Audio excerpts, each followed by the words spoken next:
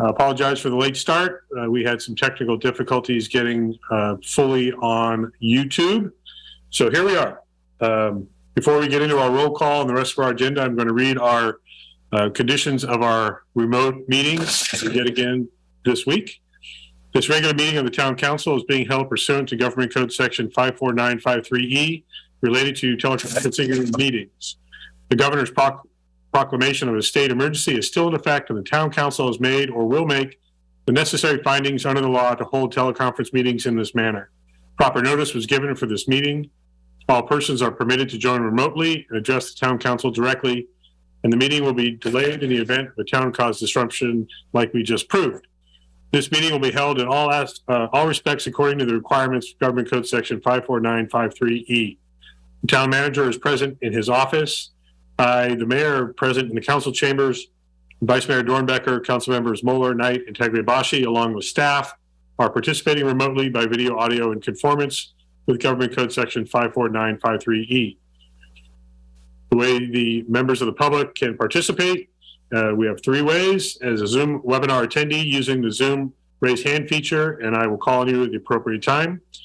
Via the town's public comment email, which is publiccomment@yville.com, or via the e-comment feature in PrimeGov, which can be found as a speech bubble with the HTML agenda. Before we proceed with the agenda, I'd like to remind our viewers, any vote taken during the teleconference portion of the meeting will be taken by a roll call vote led by our town clerk. In addition, public hearings, and we don't have any, but administrative regular agenda items that have representatives that are not staff, we will be providing their access to give their presentations as we would in a typical council meeting, and we'll call on them at the appropriate time.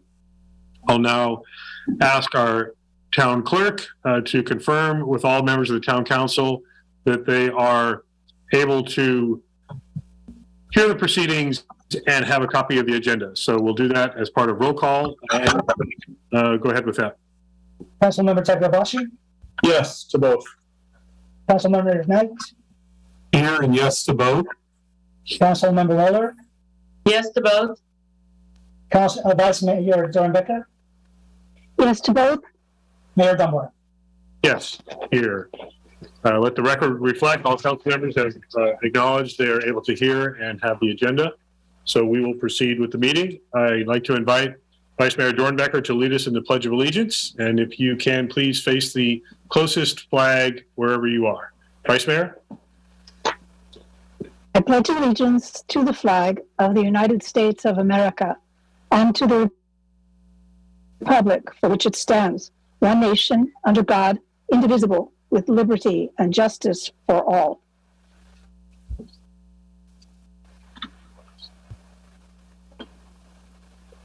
Thank you. And I see that our staff found us an American flag graphic, so everyone was able to participate in that. Thank you very much. Next is adoption of the agenda for today. Is there a motion to adopt the agenda? Move adoption. Second. Thank you. Motion, Councilmember Knight. Second, Councilmember Moeller. A roll call, please, Eddie. Councilmember Knight? Yes. Councilmember Moeller? Yes. Councilmember Tagliabasci? Yes. Vice Mayor Dornbecker? Yes. Mayor Dunbar? Yes. Thank you. Moving ahead, we have no proclamations or recognitions this afternoon. Did we receive any public comment, any on items not on today's agenda? We do not, Mayor. Okay, we'll move ahead to our consent calendar. And Councilmember Knight has requested that we pull items 7E and 7F for consideration. With that request, I'll entertain a motion to adopt all other consent calendar items except for E and F. Is there a motion to that effect? I'll make the motion. Thank you. I'll second. Okay. Motion, Councilmember Tagliabasci, second, Councilmember Moeller, to adopt all of the consent calendar except for 7E and 7F. Eddie, roll call, please. Councilmember Tagliabasci? Yes. Councilmember Moeller? Yes. Councilmember Knight? Yes. Vice Mayor Dornbecker? Yes. Mayor Dunbar? Yes. Thank you. And with that action, just a reminder, We have just canceled our September 6th meeting. It's the day after Labor Day holiday. And traditionally, we do not have meetings after major holidays, as well as the fact that several of us will be out of town attending the League of California Cities annual conference. And also a reminder, in August, we only hold this first Tuesday meeting traditionally, and so we will not be having an August 16th meeting either. And so when we get to the end of this meeting, we'll be adjourning to our next regularly scheduled meeting, which will be Tuesday, September 20th. So let's go back to the two remaining consent calendar items. We'll start first with item 7E. I will read that for the record, and then I'll ask Councilmember Knight to explain his point of either questions or discussions. This is item to adopt resolution 22-4141, authorizing submittal of application for all Cal Recycle grant and payment programs for which town is eligible, and authorizing town manager to sign the necessary master agreements, program supplemental agreements, fund exchange agreements, and or fund transfer agreements, and any subsequent amendments for the allocation and reimbursement of grant funds on behalf of the town. And so if Councilmember Knight, you could explain your questions or comments, please. Thank you, Mayor. In just reviewing all the consent calendar items, what just piqued my interest is that the resolution, both E and F, approve authorization for 5 years through August of 2027.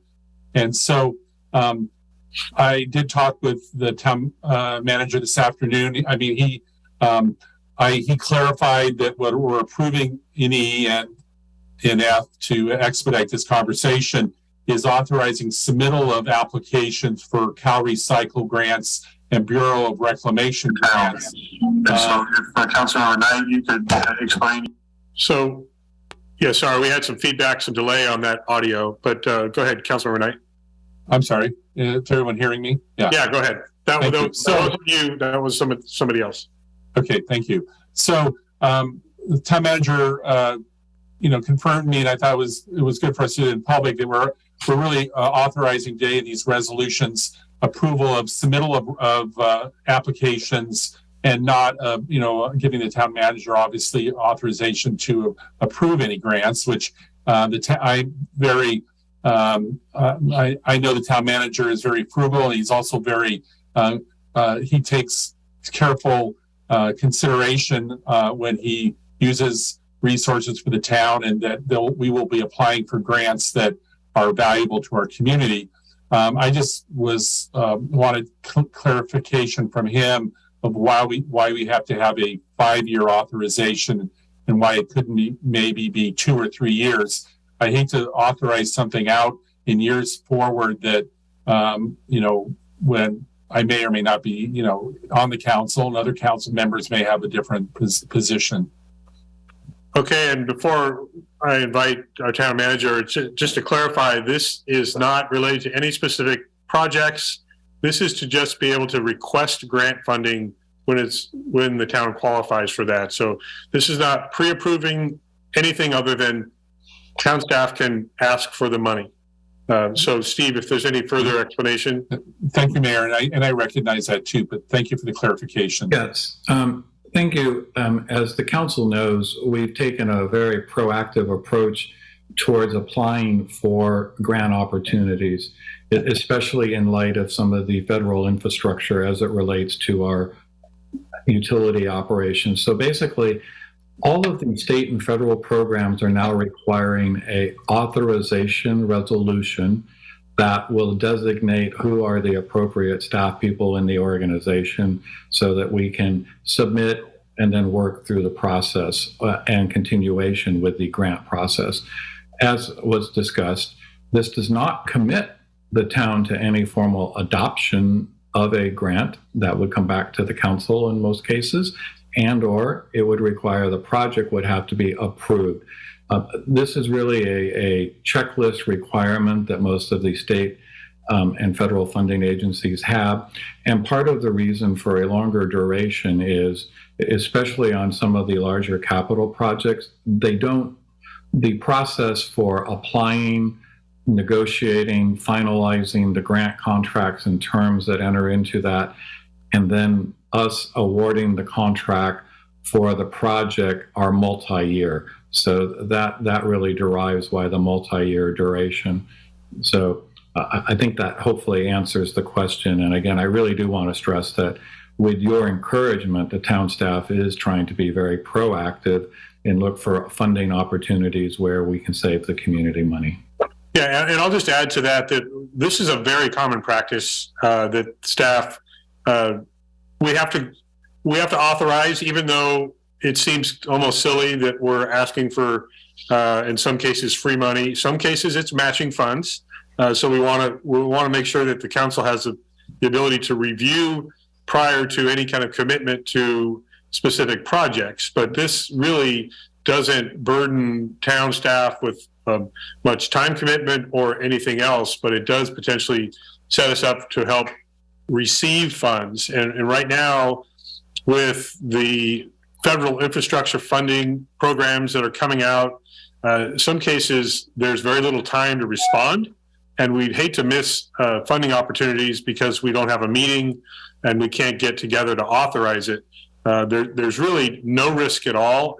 I see it by the town to authorize this. This is really kind of streamlining paperwork as far as I'm concerned. But I want to ask our town attorney if there is any kind of, I'll say legal exposure. I don't think there is, but if you could maybe confirm that. So the resolution and similar types resolutions, as you mentioned, are pretty common from state and federal agencies. And what they want to ensure is that the staff member who is signing and applying for the grant has the authority to do so. But as the town also mentioned, those come back for grant acceptance and are tied to particular projects, both of which would also come back to the town council. So this is really a pre-authorization, as you mentioned, so that staff can submit, and so the state agency knows that the staff member signing has the authority. Great, thank you. And as I said, we've been doing this for many years, so that the practice is not new. But Councilmember Knight, were there any other questions that you had before I go to Councilmember Tagliabashi? I see his hand is raised.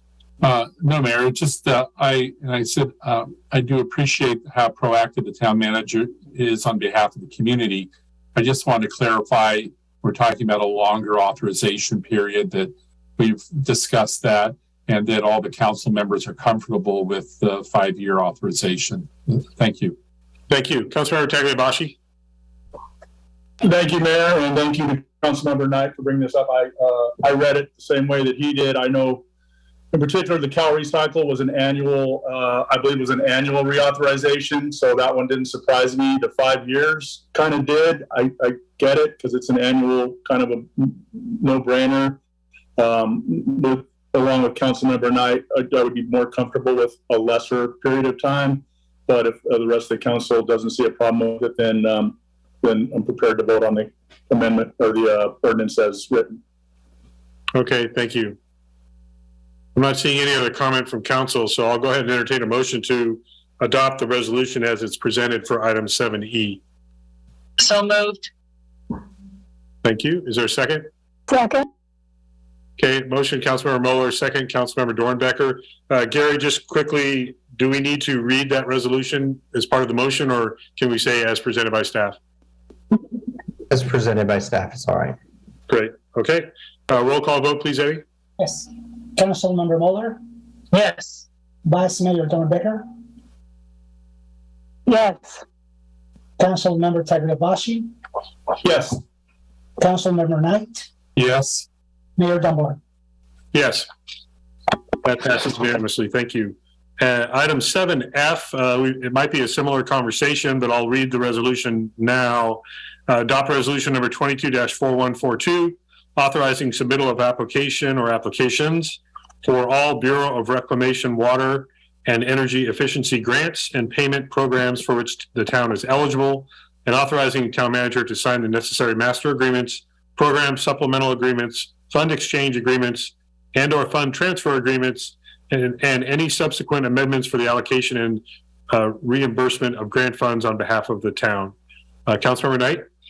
Mayor, my questions were answered by 7E, so I'm happy to move approval of 7F. Very good. Is there a second?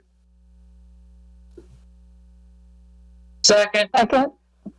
Okay, I know the vice mayor is reaching for her mute button, but Councilmember Moeller beat you to it. Motion by Councilmember Knight, second Councilmember Moeller. Eddie, roll call, please. Councilmember Knight, Yes. Councilmember Mueller, Yes. Councilmember Takabashi, Yes. Vice Mayor Durham Baker, Yes. Mayor Dunbar. Yes. And that is also approved unanimously. Thank you. And thank you for bringing up the topic so we can just clarify it, Councilmember Knight. Now we'll move on to our presentations, and we have several guests with us today. We're going to start with our Public Safety Quarterly Report. And I believe, there we go, we have Sergeant McWilliams has joined us. And I also had a note that we might have Lieutenant Thompson, but maybe not. Sergeant, go ahead. Yes, good afternoon, ladies and gentlemen. Sergeant Ryan McWilliams from the Sheriff's Office, your liaison here in Yountville. Eddie, do we have the slideshow? 3372, 3372.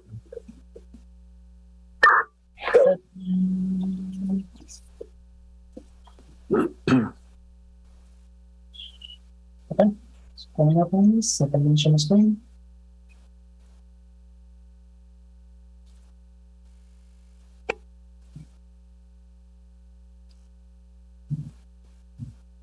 There we go.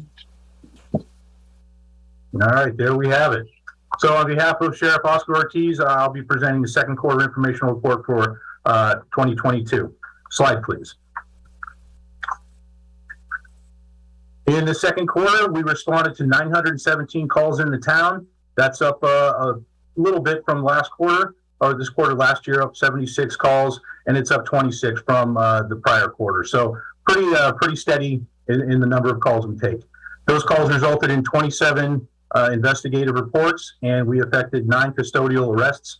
That was on par with this quarter last year, so we're right about where we would expect to be.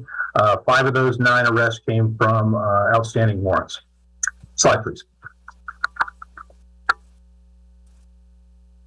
As far as crimes against persons, thankfully it was low. We had 1 simple assault and 1 domestic violence incident this last quarter.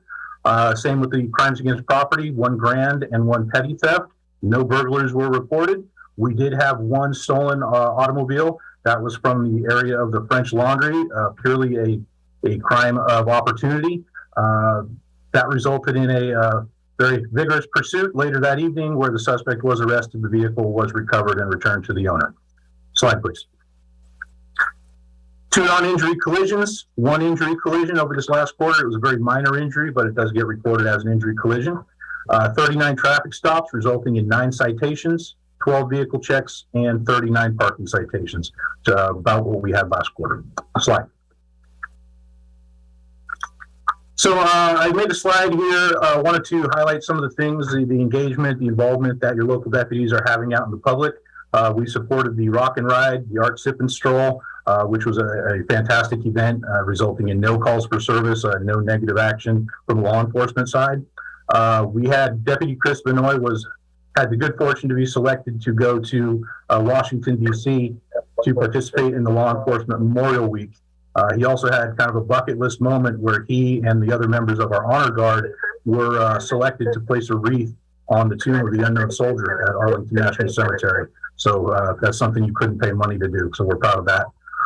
We also supported the Special Olympics torch run. Sergio Carrillo escorted the Special Olympics torch all the way from Oakville, all the way through the town of Yountville and south of the Veterans Home.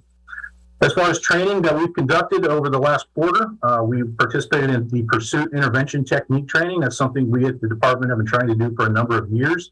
If you're not familiar with it, in layman's terms, it's a simple and effective way of bringing a pursuit to a safe and quick conclusion by rubbing the cars together, causing the other car to spin out, and its engine shuts off. So try to minimize the damage to the public and the danger to the public. We participated in an 8-hour force options, use of force, and de-escalation training, which was largely scenario-based. Very effective, as you're well aware, over the last year, and especially this year. The state government has enacted a number of laws which significantly affect law enforcement, how we use force, how we approach the use of force. So that was a extremely valuable training that the entire department went through. We received a 2-hour domestic violence update, and we also brought back our great friend Steve Lombardi and a friend of his from the California Public Utilities Commission to conduct limousine enforcement training. Slide, please. So as many of you may have heard, we are on the cusp of enacting a business watch program here in the town of Yountville. It is in its early form, but some word has already gone out to the business community. I've got 2 slides here. One, I want to tell you what it is. It's a way to develop a deeper relationship between law enforcement and the business community. Over the last couple of years, that's tended to drift apart from the pandemic for a number of other reasons. So we wanted to get back to that deeper relationship with the community. We wanted to create a direct line of communication between those businesses and law enforcement so they can get in touch with us directly, reach out to us about concerns that they have affecting their business. It also helps us affect or identify very important points of contact for us. If there's something going on at a business, particularly after hours, who do we reach out and contact to deal with that? The whole idea is that's a starting point, a place to schedule a meeting or express your concerns, just share information, quality of life issues, things that might not be of a criminal nature. So it's going to be in the form of a specific web address where all the businesses can reach out to us, and all 4 of us who work here in Yountville will receive those messages all at once. So it'll be anytime someone's working, everyone will be able to receive those messages. Next slide. So what is the Business Watch program not? And this is important. Business Watch is not an online crime reporting system such as you might see in the city of Napa. It is going to be checked daily. It's going to be checked many times throughout the day, but it's not 24/7. If one of us assigned to the town is not working, then it will not be checked. That's why it's important that it's not based on emergencies or crimes in progress, things that are happening now. If it's not intended to take the place of central dispatch. If you're having an issue, you need to call central dispatch. And you can see at the bottom, the goal is to increase that level of communication with the business community, return to that more personal, small town feeling of service, the level of service that was enjoyed prior to the pandemic these last couple of years. Slide, please. So as usual, I like to kind of follow up on a good call that we had from a prior quarter or prior several quarters. You might remember I brought up the North Block Hotel vehicle theft last time we spoke. There's a quick rundown of what you might remember, the semi-auto pistol, laptop, jewelry, cash, that huge response that you got from not just your local deputies, but virtually the entire county. 2 of those 3 gentlemen that were involved in that pursuit and in that theft have been sentenced. You can see one, the first guy, Lamar Crawford, second-degree burglary, felon in possession of firearm. He got 16 months prison. And the other fella, Jamari Robinson, felony evading and possession of a firearm, 4-year state prison. So just a reminder that once the initial event is over, it continues on for us. It continues on in the system, and we do get to chalk up a win every now and again. And that is my quarterly safety briefing for now. I want to thank you for having us work here. It's a pleasurable place to work. The town staff is a pleasure to work with, and as always, I thank the council for your support of what we do and allowing us to do what we do in this town. So thank you very much. Subject to your questions. Sergeant, thank you very much. And I think it's also important, as you just stated, that you're providing some follow-up information for us to know the outcomes. Often we see an incident and then wonder what happened after that. And so thank you for following through on that. Thankfully, you don't have too many things to follow through on in terms of serious incidents. So it's also good. I see Vice Mayor Dornbecker has her hand up. Thank you. And thank you, Sergeant McWilliams, for your care and concern about our town. We appreciate it.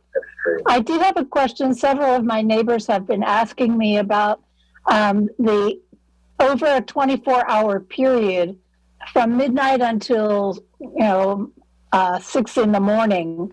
Can you tell us what that? I understand there's a rotation schedule with sheriffs who do travel through the town and keep an eye out. Can you, for the sake of the public to hear, can you tell us what that is? Sure. So with 4 of us assigned here to the town of Yountville, It is not 24 hours a day. We all work varying schedules. Over those times when someone is not physically assigned to the town, that coverage reverts back to our Valley Patrol.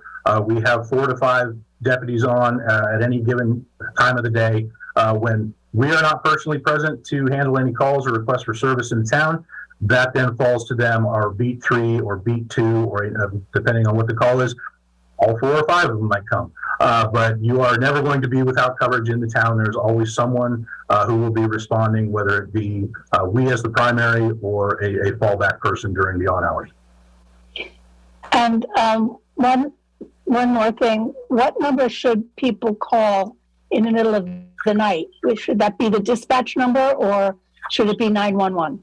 That's going to depend on the nature of the call. Emergencies will always be 911. That gets prioritized at the dispatch center. All resources will be shifted to you, for lack of a better term. If it's a non-emergency, if you just have a question, or something happened a while ago, it's not going on now, you're free to call the non-emergency number, which is going to be 707-257-9223. I appreciate it. Thank you so much. Thank you, ma'am. I'll also add It's great to that see you today.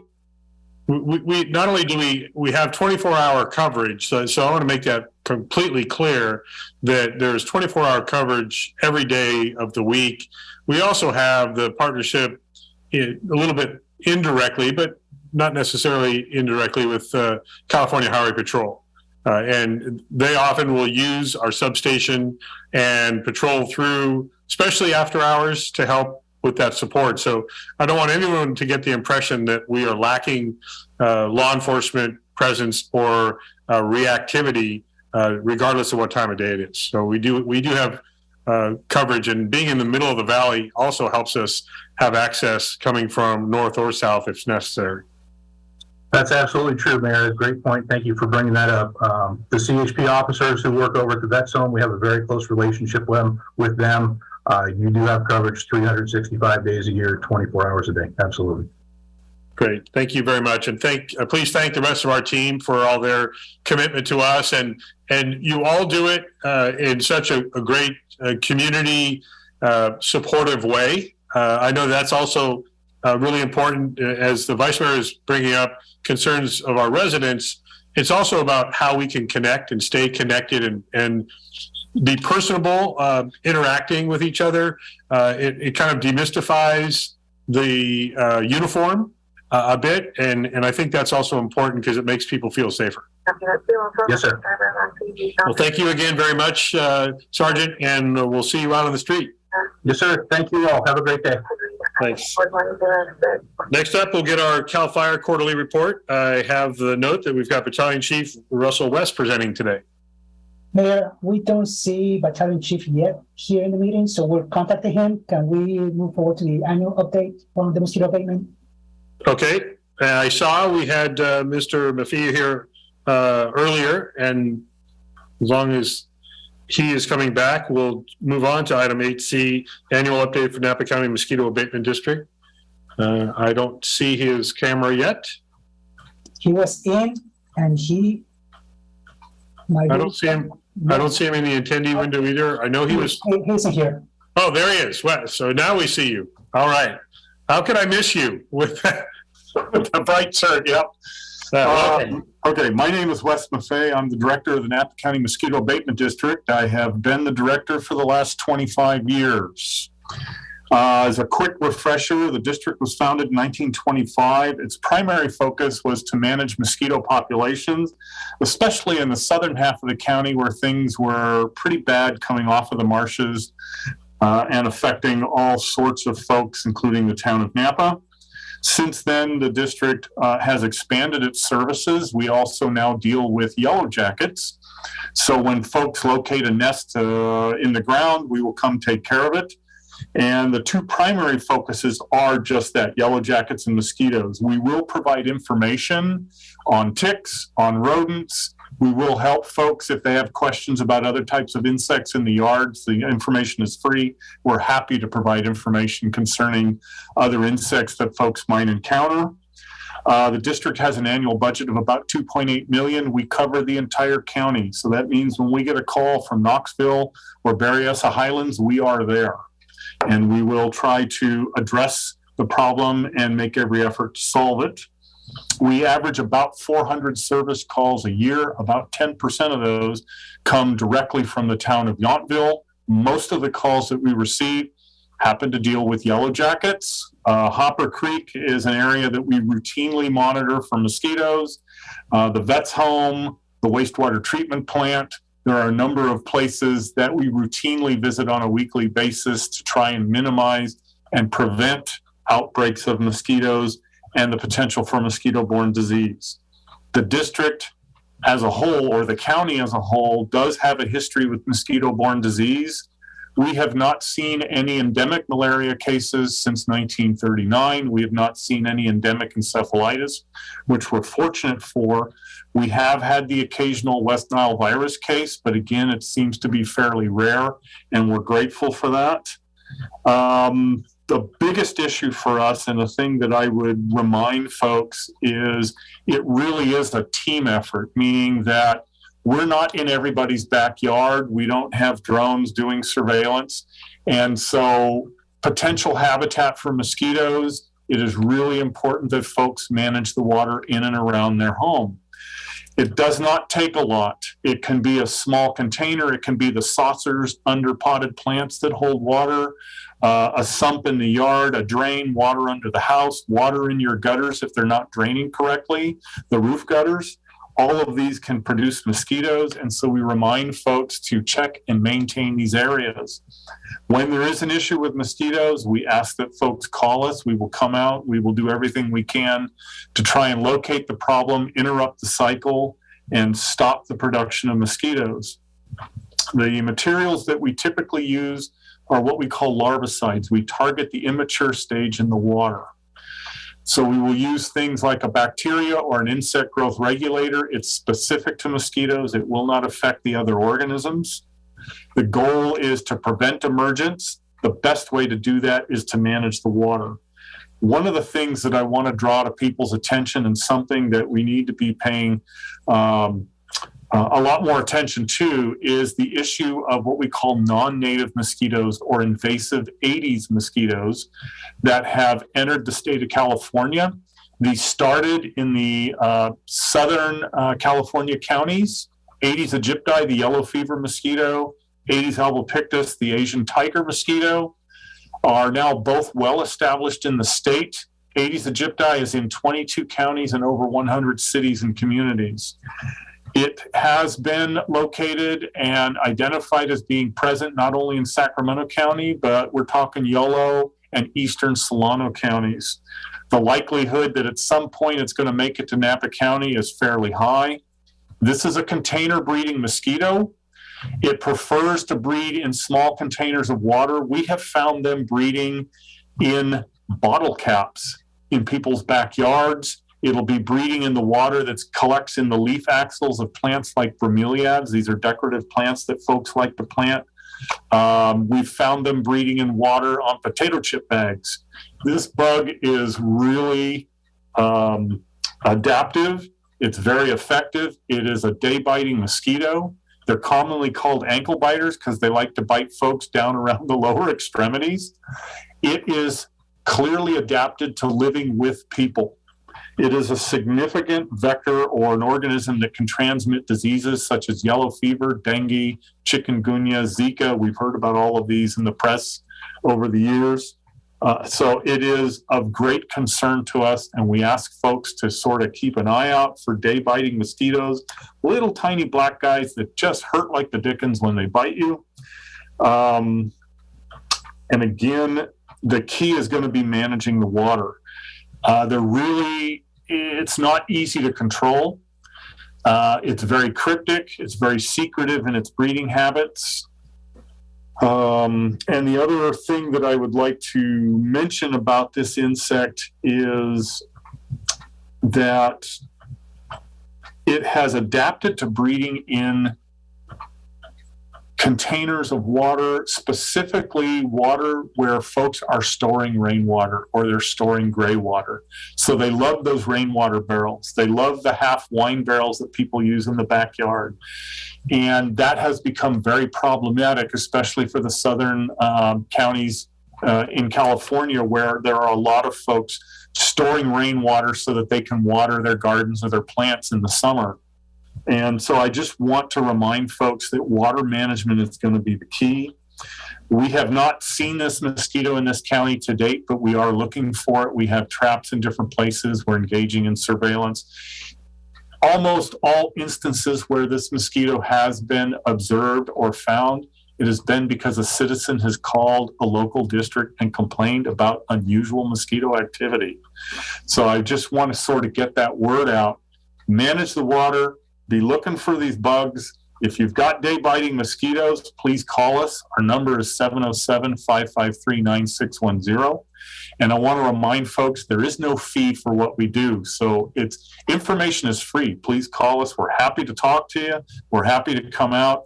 If you've got a neighborhood group and it's easier to reach, say, an HOA or a group of folks to get together, that'll be me. Give me a call. I will come out and talk to you anytime, any place. I don't care if it's on the weekend. I want to get the word out and just let folks know. Manage the water, be watching for these bugs, and feel free to call us. And with that, I'll sort of leave it open for questions. Wes, thank you very much. I'll start with a question. Is there any specific guidance you would give pool owners about their water source? Do they have the same risk as the conditions you were just describing?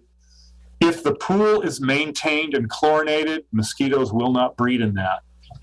And there are instances, we have a number of pools in the city of Napa where folks no longer maintain them, the water is green. If we know that and we're allowed access, we will either put fish in it and make it a giant fish pond, or if they don't want mosquito fish, then we will come once a month. We have the larvicides to do the treatments. It will not affect the frogs or the birds that might use the swimming pool. But only if it's not maintained does it become a mosquito issue. Great, thank you. Vice Mayor? Well, thank you very much for that very scary report. May I please have the phone number to call in case again? Oh, sure. More slowly this time. The phone number again for the district is 707-553-9610. And our hours are Monday through Friday, 7 a.m. to 3:30. Do you have a website for us as well? Our website is napamosquito.org. And on that website will be a lot of information about mosquitoes, yellow jackets, ticks, diseases associated with these organisms, a little bit about the history of the district. But if folks want to request service, they need to call our number. We do everything in person. Great. Thank you. That's a good reminder also. Councilmember Knight? Thank you for your report. I just had a quick question. Is there a quick resolution if you are trying to store some gray water for outdoor watering to be able to do that and keep mosquitoes out of those gray water containers? The best way to minimize mosquito breeding in those containers is either to have a tight-fitting lid or to make sure that it's tightly screened. If you even have so much as a quarter-inch gap, mosquitoes will find their way in, and they love to breed in these habitats. But if it's either tightly sealed or tightly screened, you will not have mosquito breeding. Thank you. Do you recommend the use of the little like donuts that are supposed to be helpful if you have decorative fountain or bird bath, things like that? We have found that the BTI donuts that you can get from Home Depot or even Amazon has a better price. I'm not a promoter of them, but if you go to Amazon, they have the BTI donuts. They call them mosquito dunks. They have these little corncob granules with the bacteria if you just want to do a one-off treatment and not have any sort of prolonged release.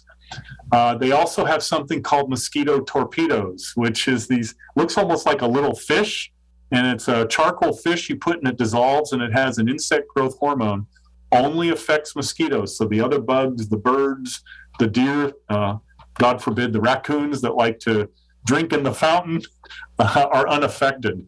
And all of these are available through Amazon, or I have found the BTI donuts or mosquito dunks at Home Depot and at Lowe's. And usually your larger nurseries and garden centers will carry these things. Great. Well, thank you very much. We need that reminder because we think about, severe drought, having little water out there, and then you start to remind us about how little it takes to create a nuisance situation. So very much appreciate that. Thank you for joining us today. Thank you, sir. I appreciate you having me. All right. Thank you. We're going to move on. Do we have our CAL FIRE? We do have our CAL FIRE, but that's not Wes from Mosquito Abatement District. I know that. We've gone up the ranks, but we're going to get our CAL FIRE quarterly report. Yes. Mayor Dunbar, I apologize. Russell West is busy right now, so I will go ahead and present our quarterly report. And sorry for my tardiness this day with this. So let's go ahead and do we have the PowerPoint that we sent forward? I want to make sure that I'm reading off the same page with everything that's going on within Yountville. Give me 1 second, I'll pull it out really quickly. And while that's coming up, Chief, if you could also just mention, I saw a Nixle alert come out. There's apparently a fire in Fairfield that is emitting smoke. The Nixle said something to the effect of it's not impacting Napa County. Are you familiar with that situation? I am, yeah. We were all surprised as well that we got inundated with the smoke in the southern part of the county.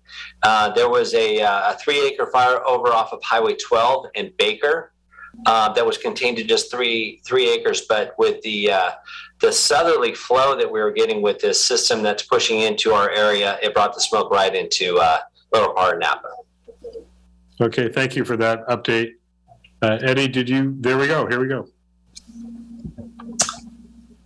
Okay, so let's go to the next slide. All right, perfect. So we're looking at the our second quarter here for the total calls. So we had 405 calls in this second quarter, which is just a little bit of an uptick from last quarter, but not much. And we're still kind of actually below average when it comes to the call volume. But as we're starting to get visitors back, we start seeing that impact to the calls of service. With that, out of the 405 calls, the town of Yountville, we ran 92 calls, with 154 of those calls to the Veterans Home and 149 of the total calls to the county area, with just 10 of those calls to the city of Napa on our auto aid agreement that we have for Master Mutual Aid.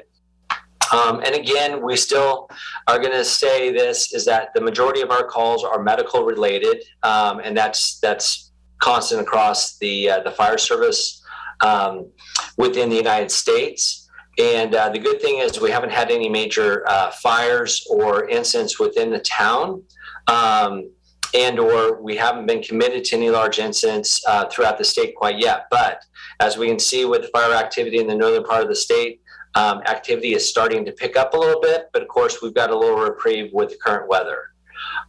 Next slide, please. Okay, so this is just the quick breakdown. As I said before, the medical aids is the main business that we run with our response. So it's at 53% overall with this last quarter, which falls within the norms. Next slide, please. And then again, the veteran home, of course, it is our older population. And it's dense, so as we can expect, the majority of those calls is going to be for medical aids. Next slide, please. So we'll get into some of the incidents that we had. We can back up one, or I can actually speak to that. We did have the paper shredder truck fire that we responded to, and we stayed at scene to ensure that we extinguish every bit of that. We had to unload and then reload and extinguish all of the paper in the shredder machine. But the good thing about that, it was contained to the vehicle in which was doing the shredding. There was no extension to any of the buildings, so there was no other damage included to that. Next slide, please. I'm just reading my quick notes on the some of the slides. So our technical rescue and our hazmat teams. So both of them participated in an interagency training event that was hosted over in Sonoma County. And this type of event is one of those opportunities we have to take our teams and to actually deploy them outside of an area that we're accustomed to, that helps us kind of refine our skills and some of the logistical attributes of deploying remotely, and also lessons learned from other teams. So it was a really good opportunity for both our rescue team to perform for natural disasters, if you will. So that's, if we had an earthquake or a flood or something to that effect, or somebody was caught in a trench or a confined space, and they performed very, very well. We have invested a lot of time and energy into that program, and as usual, they have been top performers when we compare it to other large cities like San Jose and Metro Fire out of Sacramento, and so we're really excited to see that program consistently is outperforming and doing very well. And the other part was we deployed our hazardous material team to the same event. So these two events, one was for technical rescue and earthquakes, and the other part of the event was for a hazardous material response. So our team on the lower left deployed to that. We responded to our Hazmat 27 over to Sonoma. And again, we performed very well. We did take back some lessons learned from that. And all this does is just enhances our program to ensure we're providing that level of service to our community. Next slide, please. This is just another picture. This is our trench rescue training class that we provided. We provide this class to not only all of our paid personnel, and also outside agencies come and are instructed from our rescue team members, but also available to our volunteer groups as well. So we ensure that we have awareness of the dangers of trench rescue and refine that skill as we train on it. Next slide, please. And again, we continue our continuous training.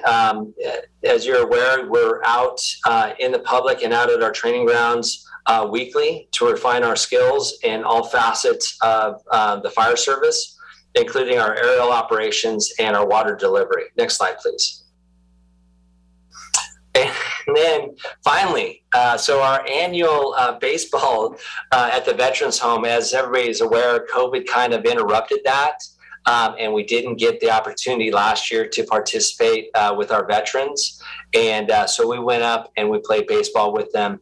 And I can't remember exactly the date of that, but it's one of those events that really brings in the community and allows us to kind of put the fire engines and our uniforms away. And as you see, our uniform for our firefighters, which we got from the Veterans Home, is a vintage group. And so the boys went out, had a great time with our veterans. And again, it's just our time to kind of connect with the community and give back a little bit. Next slide, please. Okay, so I think that's the end of the presentation. And then the last part of this is, of course, is our safety message that we like to try to give out to everybody. And again, it's a reminder. I mean, we're in summer. We really want to make sure that everybody understands that we all want to have a plan, not just for our wildland fires that we have, but also in the event that we have a natural disaster. So preparation is important. Refer to all of the documents that we've sent out through the Fire Marshal's office in preparation. And then also be aware of your surroundings and what your property looks like. Ensure that you have good defensible space. That your roofs are clear of any debris. And that if we do throw up a red flag warning, that's just the first part of preparation. And just make sure you have fuel in the vehicle, you have a good plan to communicate with not only your family members, but also your neighbors that may need some additional assistance.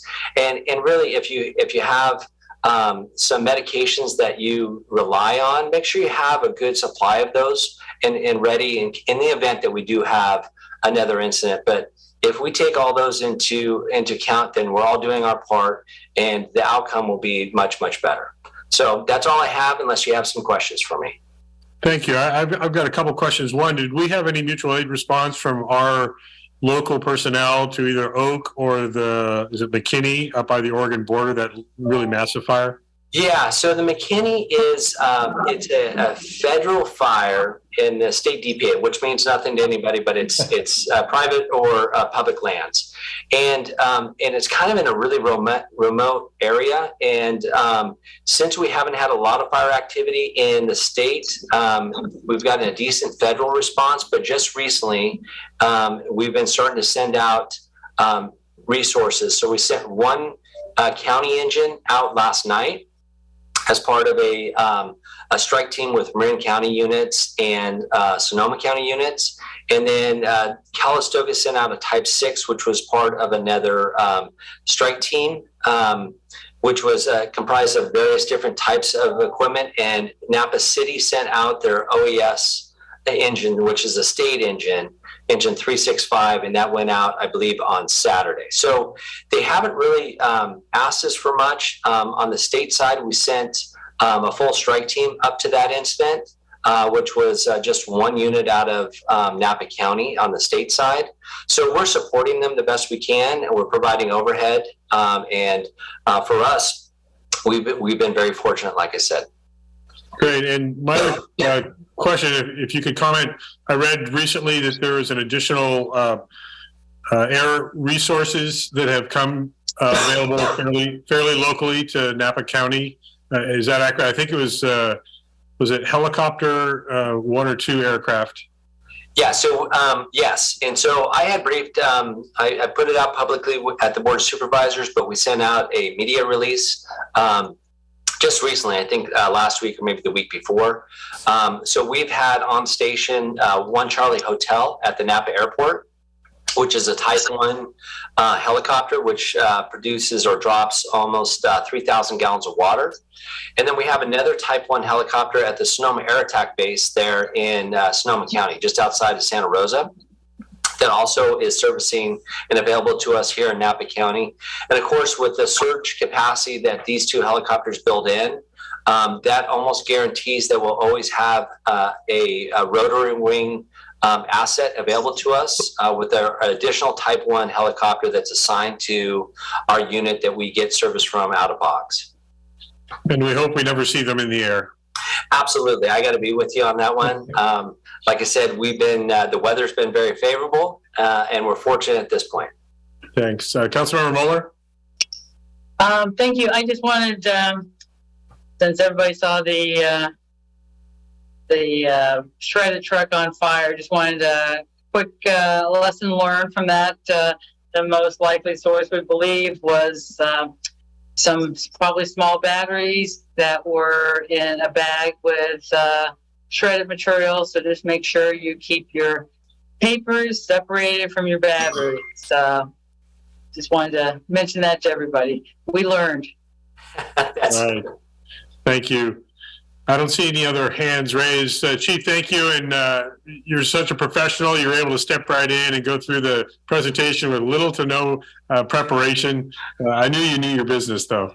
Well, again, our apologies. It gets mixed up, but, we all operate as a team, so we step in when we have to. Great. Thanks very much, Chief.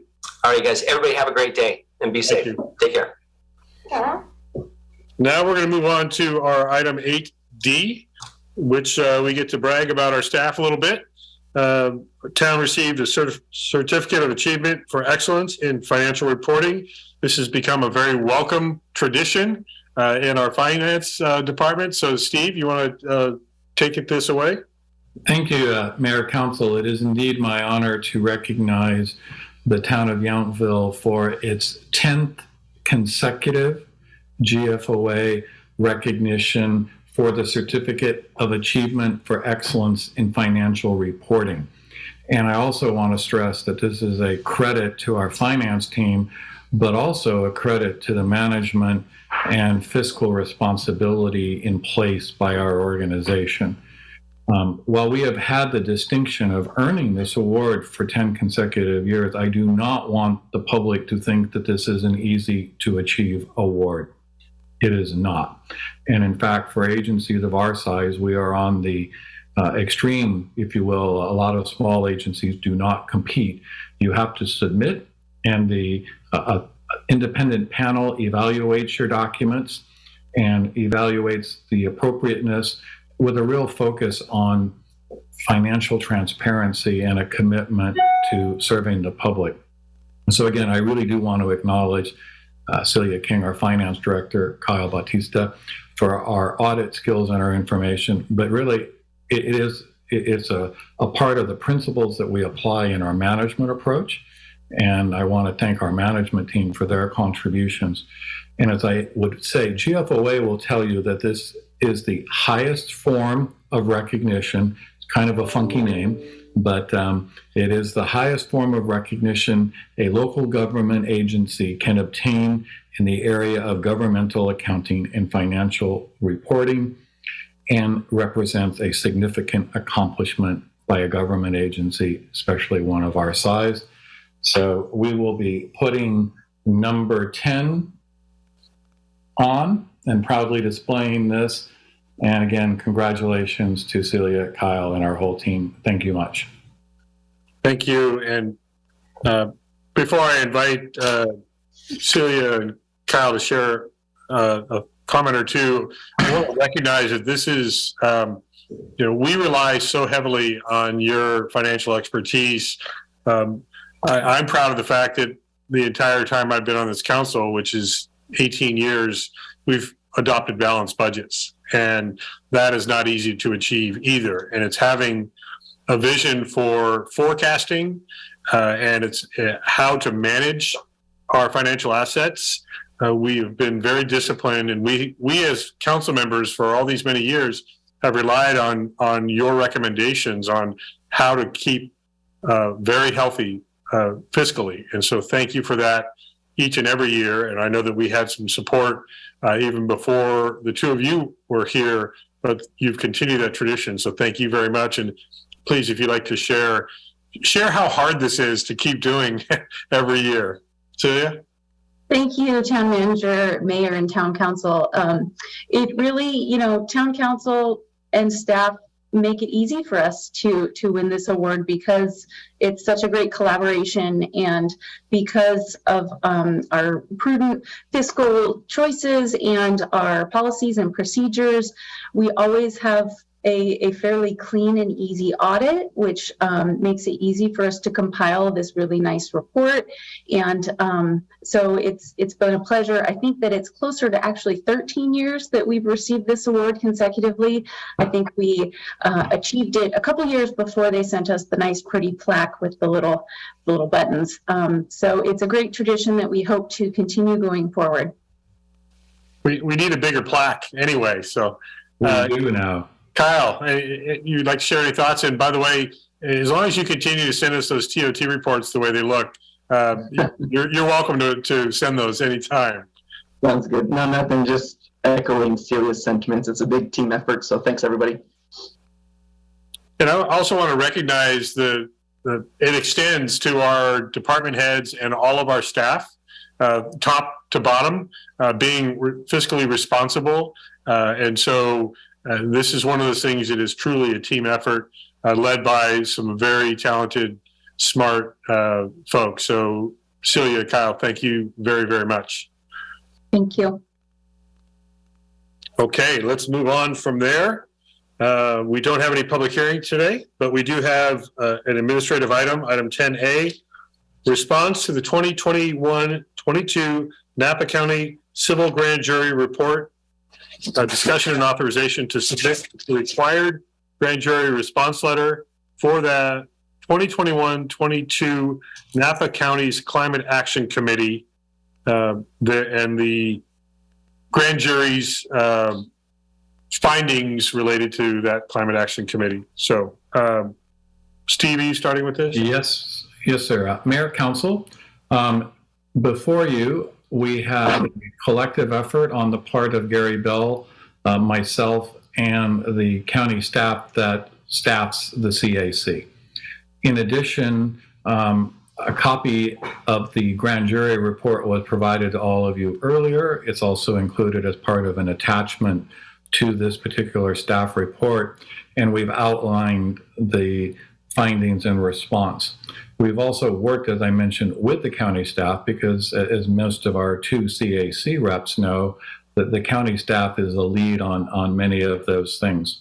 As the town attorney would tell you, there is a format response required in terms of how you respond to a grand jury report. So every once in a while, some of those initial responses may look a little awkward or weird, for lack of a better word, but that's because of the format requirement. Basically, in this particular case, without going into great detail, although I can if you will, the agencies have worked with the county staff, and we are generally providing the same response with additive narrative reflective of each of the agency's details. For example, in the town of Yountville response, we talk about our climate action plan when it was adopted. We talk about our general plan, which has sustainability elements. We provide information on some of the current efforts that we have with regard to our applying for EV charging grants, what our success has been, not been. So we've attempted to provide detailed responses. As a general theme, what I will share is that the term findings is probably a loose term to use in regards to many of the statements, because it would appear to be more of opinions that the Climate Action Committee has not been as successful, moved as quickly, initiated as much as some people might want. So the effort to respond there, and then there was also some commentary regarding action plans, and also some commentary saying that the government structure should be changed so that the JPA can impose its will on the member jurisdictions, which is entirely not the way the JPA is structured. So it's generally been a response that will be similarly responded to by all of the agencies. With that, Gary and I are happy to answer any questions with regard to the content and the nature and how it's presented. Thank you. And I'm going to share a couple thoughts, and then I'll invite Vice Mayor Dornbecker if she has anything further, since we're the 2 members on this committee. I find our responses to the so-called findings to be very accurate and thorough and thoughtful. I have a problem with the grand jury's findings. I think they seem to miss the process that has been going on for over 2 years and the complications that exist fundamentally when you have 6 jurisdictions working on a brand new format and plan going forward. It has taken some time to get baseline information about where things stand before we can talk about what needs to change and where the priorities should be.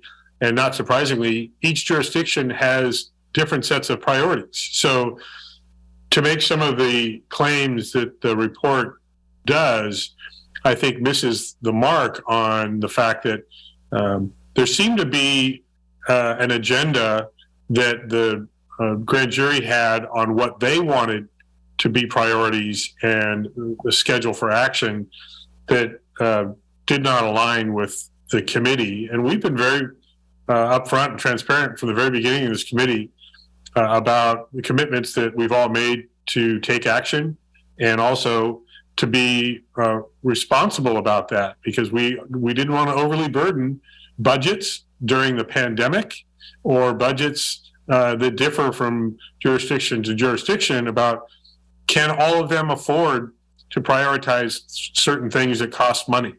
And so I think this report kind of was presented in a little bit of a vacuum that did not fully appreciate the work that's been done, because there haven't been concrete outcomes in some cases, but that doesn't mean that we aren't getting to those concrete outcomes.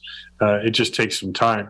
I'll invite the Vice Mayor if you'd like to share any additional thoughts as a committee member. Thank you, Mayor Dunbar. Yes, as a committee member, I'd like to point out that once again, the town of Yountville stands as a model, and the county is looking at what we have achieved already, and that's good. But the mayor's right. I mean, when there are 6 jurisdictions all involved, and we're trying to come to an agreement on how much to support financially and what we want to try and get accomplished. It's a process, and we've that's not to say that some of us haven't been frustrated with the process, but it is a process. And being in government, I understand that that's what it takes. You have to do the process. You have to come to an agreement of what, and just around funding the JPA was, a discussion, but it makes sense. Everybody's concerned about the economic, impact of another committee on their town. But anyway, I think that the foundation is going to be good because we took this time and completed the process. So I think I agree. I was stunned that the grand jury took issue with something that's a new process. But thank you, and I did communicate with Steve about what I thought we had already accomplished that got no credit at all by the grand jury. But anyway, so thank you, Mayor, thank you, Steve. And I would also want to acknowledge that not only has there been kind of first-time collaboration between all the jurisdictions, we have welcomed and had very good response from a lot of stakeholder groups and individuals that have climate action and environmental protection as a top priority. And we've heard from many of them at every single meeting, and I appreciate that they have continued along the journey with us. One of the things that I've said is that it's never enough and it's never fast enough. And is that kind of defining government? Maybe.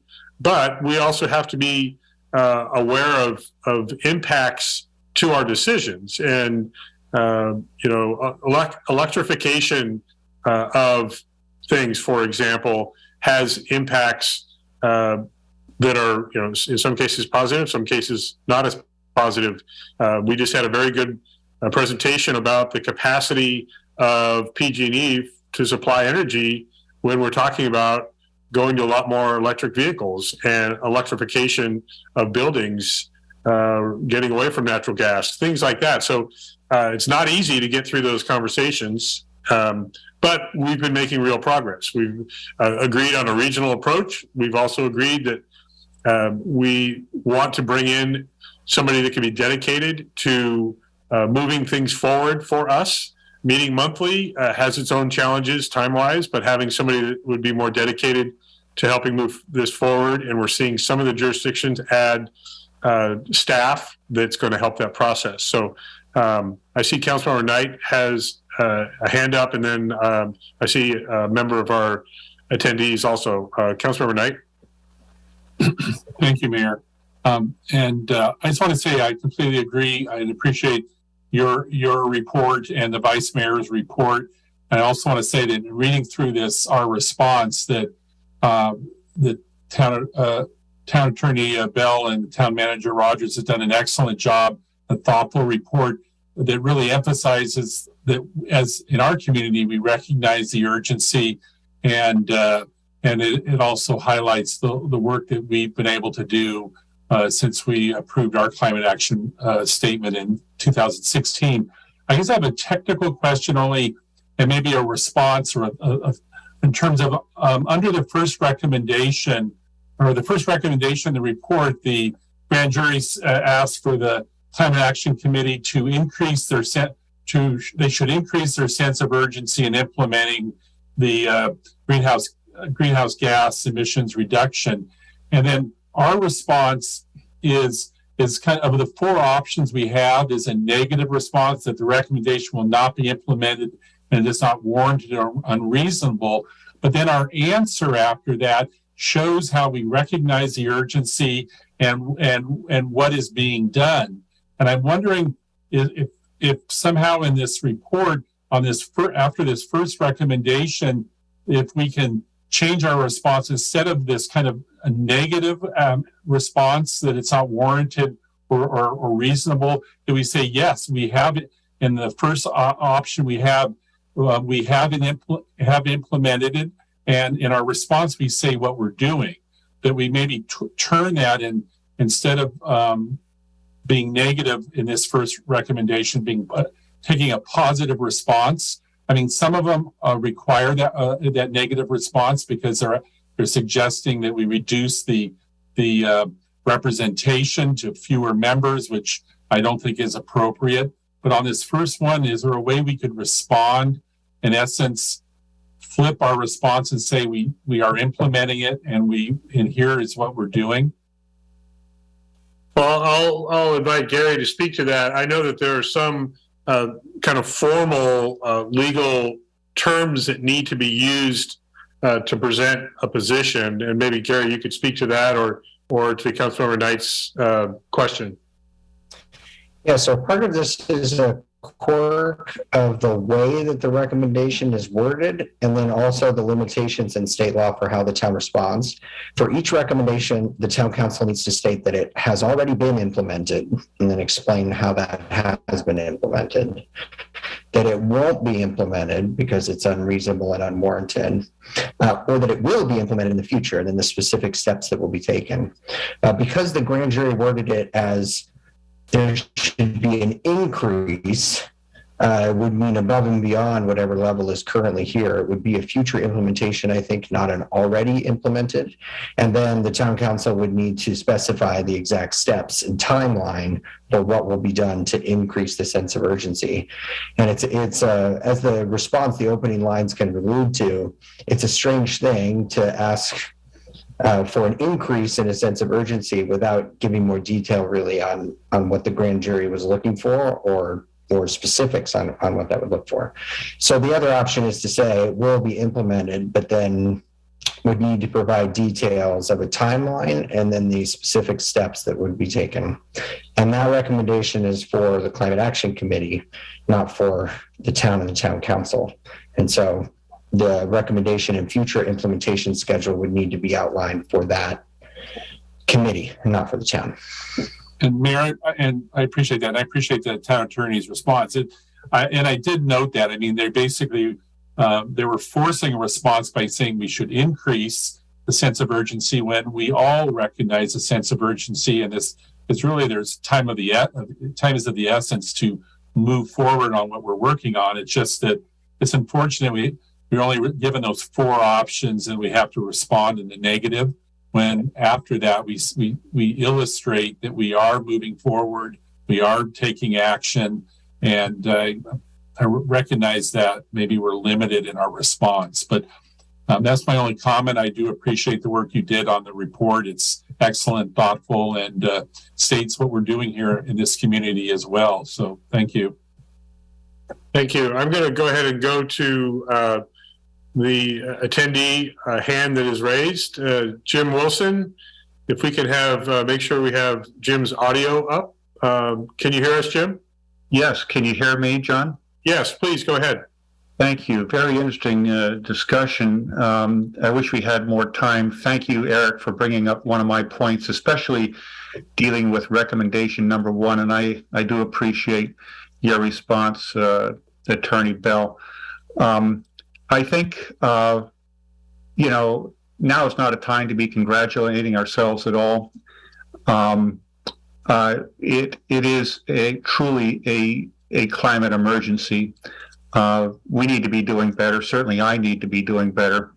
Yountville, like all of the cities that we have in the valley, and now the county government itself has declared a climate emergency with the deadline of 2030 to achieve net zero climate pollution.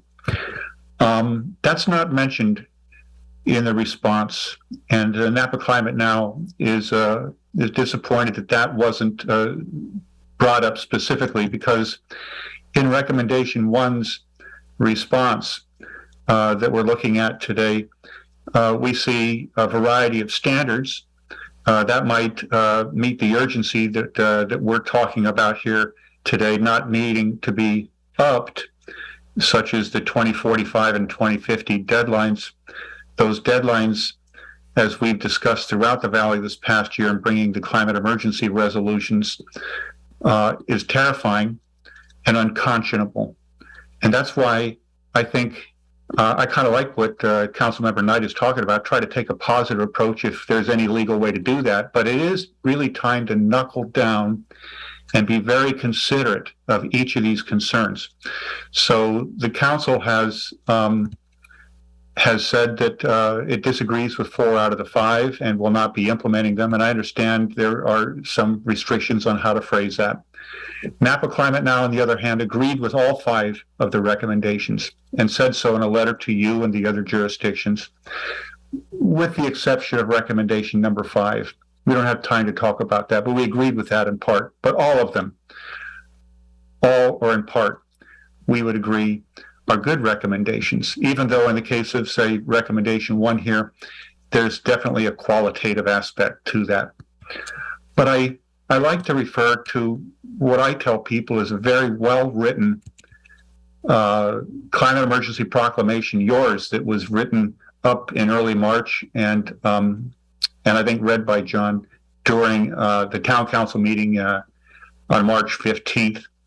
And that is, be resolved, the town of Yountville, along with the town council, quote, declare that a climate emergency exists and commit to providing leadership and services in partnership with the residents, organizations, businesses, Napa County, and regional jurisdictions to educate, mobilize, and accelerate support for comprehensive and sustained climate action. That's sustained climate action to reduce harmful and environmental impacts and strive to achieve the goal of net zero climate pollution. And you were very specific around the 2030 goal in this proclamation. So I also would like to see this response improved upon, especially since you're leading the way. You're the first council to have this. And take a more conciliatory, maybe, approach, if you're allowed to legally, please. We're in it together. We're deeply within a climatic and ecological emergency. We see that in front of our own eyes. And so let's do all we can to set the stage, show leadership for the rest of the county that truly we cannot do this without each other and without immediate and sustained and unprecedented action. Thank you. Mr. Wilson, thank you very much. And I want to acknowledge that because not all of our public or the council know that Mr. Wilson and many of his colleagues with Climate Action Now and other organizations have attended literally every meeting over 2 years and appreciate the thoughtful feedback and information that is also being shared to the committee and then through us to our councils. I know that the process can feel burdensome and slow because we have to be careful about unintended consequences, but we all acknowledge throughout the county that we're in an emergency situation that needs as rapid a response as is reasonable and safe while also being effective. And so that will continue. And I think I can safely say that Yountville remains committed to that leadership you just reminded us about in the proclamation, that we have led for many, many years in individual ways, and we have been collecting that data with the other jurisdictions. So we know, and we've talked about our,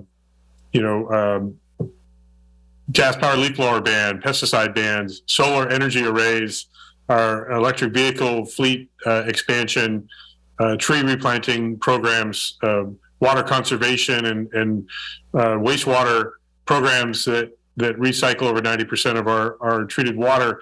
Those are things we're very proud of here in Yountville. We want to see those expand throughout the county. in some cases, that's fairly easy for the other jurisdictions, and some places it's very difficult. So we're going to continue to do what we can locally and also partner with all the others so we can have a larger regional effect. Thank you for your sharing your thoughts today, Jim, and we'll be seeing you at least virtually in just a few more weeks, I think, at our next meeting. Steve, did you want to provide additional comment? I do. I want to, amplify Mayor and Council and to Mr. Wilson that the town's response to the grand jury report does not constitute town policy. I want to stress that. This is not a change in town policy. Your climate proclamation, your climate action plan, and your general plan are the policy. In this particular case, the town has to respond to very specific language that was used in the grand jury report. So while there may be something that does not initially seem supportive, as was identified in many of our cases, we're talking about what we're doing, but because there may be a data point or a lack of a metric, it causes us to have a different response. So I just really want to stress what remains the policy for the town is the proclamation that Mr. Wilson referred to. It is our general plan, and it is our climate action plan. It is not this document. Thanks for the clarification, Steve. And I just want to reiterate that both the Vice Mayor and I remain committed to represent all of us on the committee and keep pushing for more action. We're not satisfied. Nobody's satisfied. And so we'll continue to move as quickly as we can. And again, just being aware of the implications of those actions. And I don't mean that in a negative way. I just mean, are there positive and or negative consequences? And we just want to be aware of them as we move forward. So I don't see any other hands raised. And so... Mayor, Yes, thank Councilwoman Knight. And I appreciate the discussion as well, and Mr. Wilson's comments. And in some ways, I would hope that we could make some changes, but I think practically we have a time limitation because we're not back until September 20th. And I think I remember reading we have to respond back to the grand jury before that. But I was just wondering, in terms of what, for example, Mayor, what you talked about and the town manager talked about, of how what we do here is driven by what we have our climate action plan, and what we put into our general plan is something in the introduction to this letter. Could we just provide that introduction of what to the grand jury and Judge Smith, that we are taking actions in this community, and these are the examples of what we're doing, and then I think in many ways we're responding because of the way questions were framed. Councilmember Knight, the reference to those documents are included in our response to F1. The town has independently adopted a climate emergency proclamation, along with adoption of its climate action plan in 2016 and Envision Yountville general plan in 2019, which includes specific sustainability elements. So that language is in our town response. Thank you, Mayor. I see that at the very end in response now to the findings number 1. So anyway, I appreciate the conversation, and I wish we had more time but I don't think we do, and so I think we have to move forward. So thank you for Mayor and for the Vice Mayor for your comments and about the report. And I want to stress also that there needs to be in my opinion, I think the content of our responses is, like I said, thoughtful and accurate. There's a perspective that the grand jury report gives that I don't agree with, frankly. And so I had nothing to do with the crafting of this response, but I support it from our town manager and our town attorney because I know how much work has gone into some of the concerns that the grand jury has brought up, and I understand it. No matter what we have done, however quick and however thorough, it would not be quick enough and thorough enough for everyone. So by saying we don't agree with some of these findings does not mean that we are going to take the concerns and dismiss them. We just don't agree with the exact perspective, but we'll continue. Message heard from the grand jury. We totally get that, and I certainly will keep it in mind as we move forward, setting additional priorities as a committee with all the jurisdictions. But again, it is a little bit of a cumbersome process out of necessity because we do have 6 different jurisdictions. Some priorities match and some don't.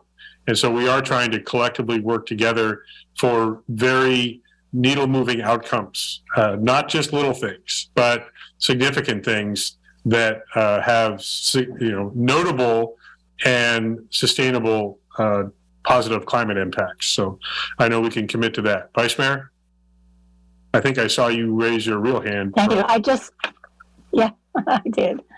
I just did want to thank Napa Climate Now because they have been an instrumental partner and in providing information and providing opportunities for us to learn about new technologies that might be applied.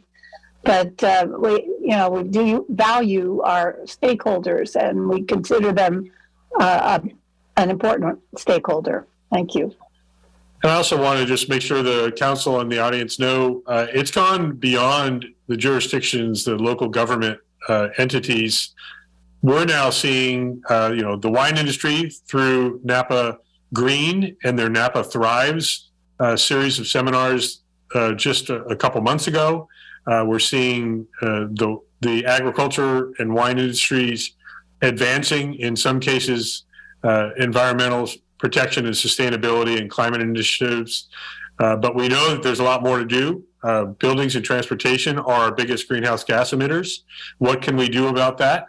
How do we get those goals achieved, not just written down on paper, but how do we achieve those goals? And we don't have to wait to those deadlines. We can try to advance that sooner. So this will continue to be front of mind for us as we move forward. And I'm glad it was brought up that not only our climate action plan, but in our general plan, we have specific sustainability goals and elements that are called out in that general plan, showing our commitment over many years. So that'll be ongoing. And Councilmember Knight, you are correct. This is a timely response, and we do need to take action. My recommendation is that we act as presented on this staff report. I believe it's a very fair, reasonable, appropriate response in all of the different responses to the findings. So I would entertain a motion to that effect if there is one. Or I'll go ahead and make that motion. So I'll go ahead and move that we accept, I'm not sure how you want this worded, Gary, accept the response letter as proposed and that we deliver that to the grand jury. And I'll second. Sorry, Gary, just confirm that wording is okay. Yeah, and to authorize submittal to the grand jury. Authorize submittal to the grand jury, is that what you said? Because you were breaking up a little bit there. Yes. Okay. And I couldn't tell I couldn't tell if it was Councilmember Mueller or Vice Mayor Dornbecker who seconded. So I'll pick one. Vice Mayor, I guess it'll be the two of us that are on the committee. That's what it'll be.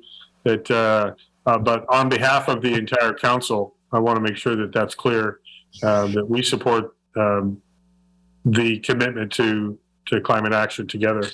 So with that, a motion by myself and a seconded by Vice Mayor Dornbecker. Roll call vote, please. Yes. Vice Mayor Dornbecker, Yes. Councilmember Tagliabashi, Yes. Councilmember Knight, Yes, and thank you for your work on behalf of the community. Thank you. Yes. Councilmember Mueller. Yes. So that passes unanimously. Thank you. Note, and I'm going to call first before we get into this, Samantha Holland, our Parks and Recreation Director. to just remind everyone about the closures at our Yountville Community Center. Samantha? Thank you, Mayor. As a reminder, we are closing the community center for 2 weeks for some maintenance. We've never done a full closure for maintenance, but we're really going to utilize that time well and get quite a few projects out of the way. We will be closing August 22nd through Labor Day Monday, so 2 weeks, and we'll reopen on Tuesday, September 6th to the public, and that's also when we start our fall classes. The library will be open during this time. They may be using the alternate back entrance as needed, and staff is available by phone and email handling registration and business, and we'll also have some of our forms available at Town Hall. Great, thank you. We're a little bit off script there, but I wanted to make sure we had a chance to remind our residents of that situation.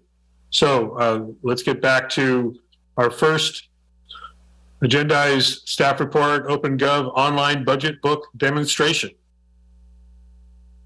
All right, good afternoon, Mayor and Council. It's kind of nice in the same meeting that we talk about an award for transparency. I get to go over how we are transparent with our budget and some of our numbers, so that works out well.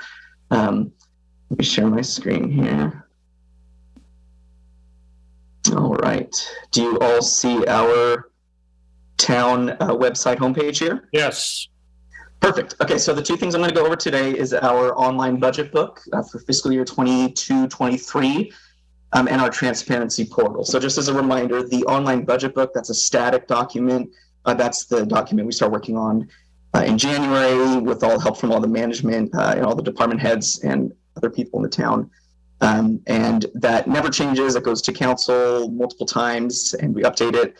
And then it is a static document. So that is the online budget book. And then the second part of it is the transparency portal. And that's the portal that communicates nightly with our accounting software. So if you're ever curious about up-to-date live numbers, how much we've spent or how much we've made on property tax or sales tax, then that's what the transparency portal is for. So first, let me focus on that static document, the online budget book. So the way you can access it is you go onto our website here, townofyountville.com.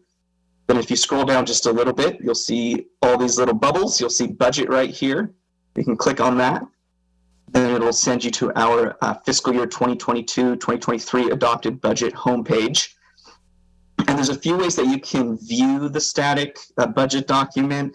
The first one is if you click on this adopted budget document in PDF form, it'll open up a new link. And then once it loads, this is as if, so here's a 310-page document. This is as if we just had a printed out PDF, with the table of contents that you can navigate to the different page number. If you're curious about our emergency reserve fund on page 122, but this is just like a PDF, like you would navigate any type of PDF. So we just like having on our website the PDF of the adopted budget as well. So that's one way that you can view it. The second way is we provide this table of contents, where if you click on this, you can kind of navigate and just look around, see what interests you, community summary and profile. So if you click on that, it'll show you the online budget book, about Yountville, some information here, history of Yountville. And if we go back, we have our different sections of our town vision, strategic plan, the budget summaries. So all of these are different links. So this is just that same table of content, but if you prefer it, kind of more of a website navigation, this is a good way to do it. And then of course we get down to the actual departments, which I think is maybe the meat and potatoes of why people would take a look. But there's a lot of good information up here too, our GAN limit calculation, some of our town policies, our investment policies, things like that. So this is another way. If you click on the table of contents link, and then you can just kind of click on whatever interests you, and then it will shoot you over to that. To that we call it stories. So this is a story on community promotion and programs. So that is a second way. And then the third way is if you scroll down a little bit more. Again, this is just another way of organizing the same information, but it's more, by section, or I guess more just departmental. So for example, if you wanted to view that community promotions page, you can click on general fund operating departments. And then there's a few that are listed. And then if you want to check out the community promotion story. You can scroll down here, and then we give you an overview of the department. We give you last year, fiscal year accomplishments. We let you know what our fiscal year goals and objectives are for this year that we're currently in. The budget highlights, maybe some things that stand out a little bit different from prior year budget. Did you know, kind of a factoid, fun little section here related to community promotions. And then here's our actual budget line by line budget. This shows the different fiscal years. So here's our, here's the 4 different fiscal years in a row. And then our performance measures, this is a new thing that GFOA asked that we added this year. It's kind of similar to the Did You Know section, but it's a little bit more specific to tying activities that the department does back to the town strategic plan. So it's kind of showing everybody what is this department doing that is, that's tying back to the whole strategic plan for the town. So each department has a page like this. So there's a lot you can spend time, kind of learn about. Another good one, just to give another quick example, Public Works. If you want to see our street maintenance budget, you can click on that. And again, it's the same setup. We try to keep it all as uniform as possible. So the overview of the department, the last year's accomplishments, this year's objectives, and so on. And then again, the line by line items here. And then one more quick example, because this is a little bit more unique. Capital projects. If you're curious about our capital projects that are coming up, capital improvement program, you can click here to view this budget. And then kind of lists out, this one here is just for this current fiscal year that we're in. So it lists out by section, civic facilities or community projects. It lets you know what the project is, a quick description, how much it's going to cost. So just a lot of nice wealth of information here for anything you're interested in. Here's our, our newer facilities repair and replacement fund. So good stuff here. And there's different ways you can navigate. Of course, you can always contact us if you have any questions or try to find something specific. But the key thing is just go to our main website, click budget, and then kind of click around and you can see different ways of viewing that static budget document. So that is that. And then the second piece of it is the transparency portal. So like I was saying, this is updated every night. So, and it talks to our accounting software directly. So anything that we're inputting in, our front office staff, the finance team, it shows up on this transparency portal. So anytime we're recording revenue, anytime we're showing our different expenditures. So click here to visit the Town of Yountville transparency portal. And this does prorate. You'll see how it, so here's the revenue and the expenditures for fiscal year 22-23. So if I want to look at revenue, it prorates it by the month. So it takes our budget for the whole year, prorates it by the month. So obviously August looks a little slim right now just because this is for all of August and we're only 2 days in, and we'll be collecting TOT over the next coming weeks. So you can drill down to the different areas if you want: property tax budget, sales tax budget, TOT budget, again, prorated by month. And then this here shows the actual. So this will show the actual collections. And then if you scroll down, you can see the same information, just if you prefer the table format, the adopted budget amount, the actual, and then again, the variance. And again, this is prorated by, so this is for 1 month. And a very similar thing with the expenditures. If you want to see, how much, let's see how much we've spent. Sorry, my Zoom faces were in the way there. And so we go to Public Works here. So here's the 4 different Public Works department: engineering, government buildings, park maintenance, and streets. So this will show you live information of, there's that 89,000 of actual spent, against the budget of 140. And again, this is just looking at 1 month, the month of August. So you can look at all the departments this way, or if you prefer the table here, but this is the most up to date. So it's very transparent as far as how we're spending our money, where it's coming from. And that is our transparency portal. So any questions about either of those? Thank you very much, Kyle. And you're right. Good timing. After recognizing all the work that goes into, I've said it before, all the hard work that goes into making it look simple. I don't see any hands raised. So thank you very much, Kyle, also Celia, and everyone that helps organize this for not only the public, but for all of us. To navigate this, but we really do a great job of making information accessible and transparent to anyone that wants to see it. So Definitely. Thank you very much for that. You're welcome. Thank you. Okay. Now the pressure's on. Our Deputy Public Works Director, I believe, is going to lead this next item. Status update for the Joint Treatment Plant Office Modernization Project, number WW-0011. Good afternoon, Mayor and Council. I'm Rosalba Ramirez, the Deputy Public Works Director, and I do have a presentation, so I'll go ahead and share my screen. Okay, can everybody see the presentation? Good. Like you stated, I am giving a quick project status update for our Joint Treatment Plant Office Modernization Project.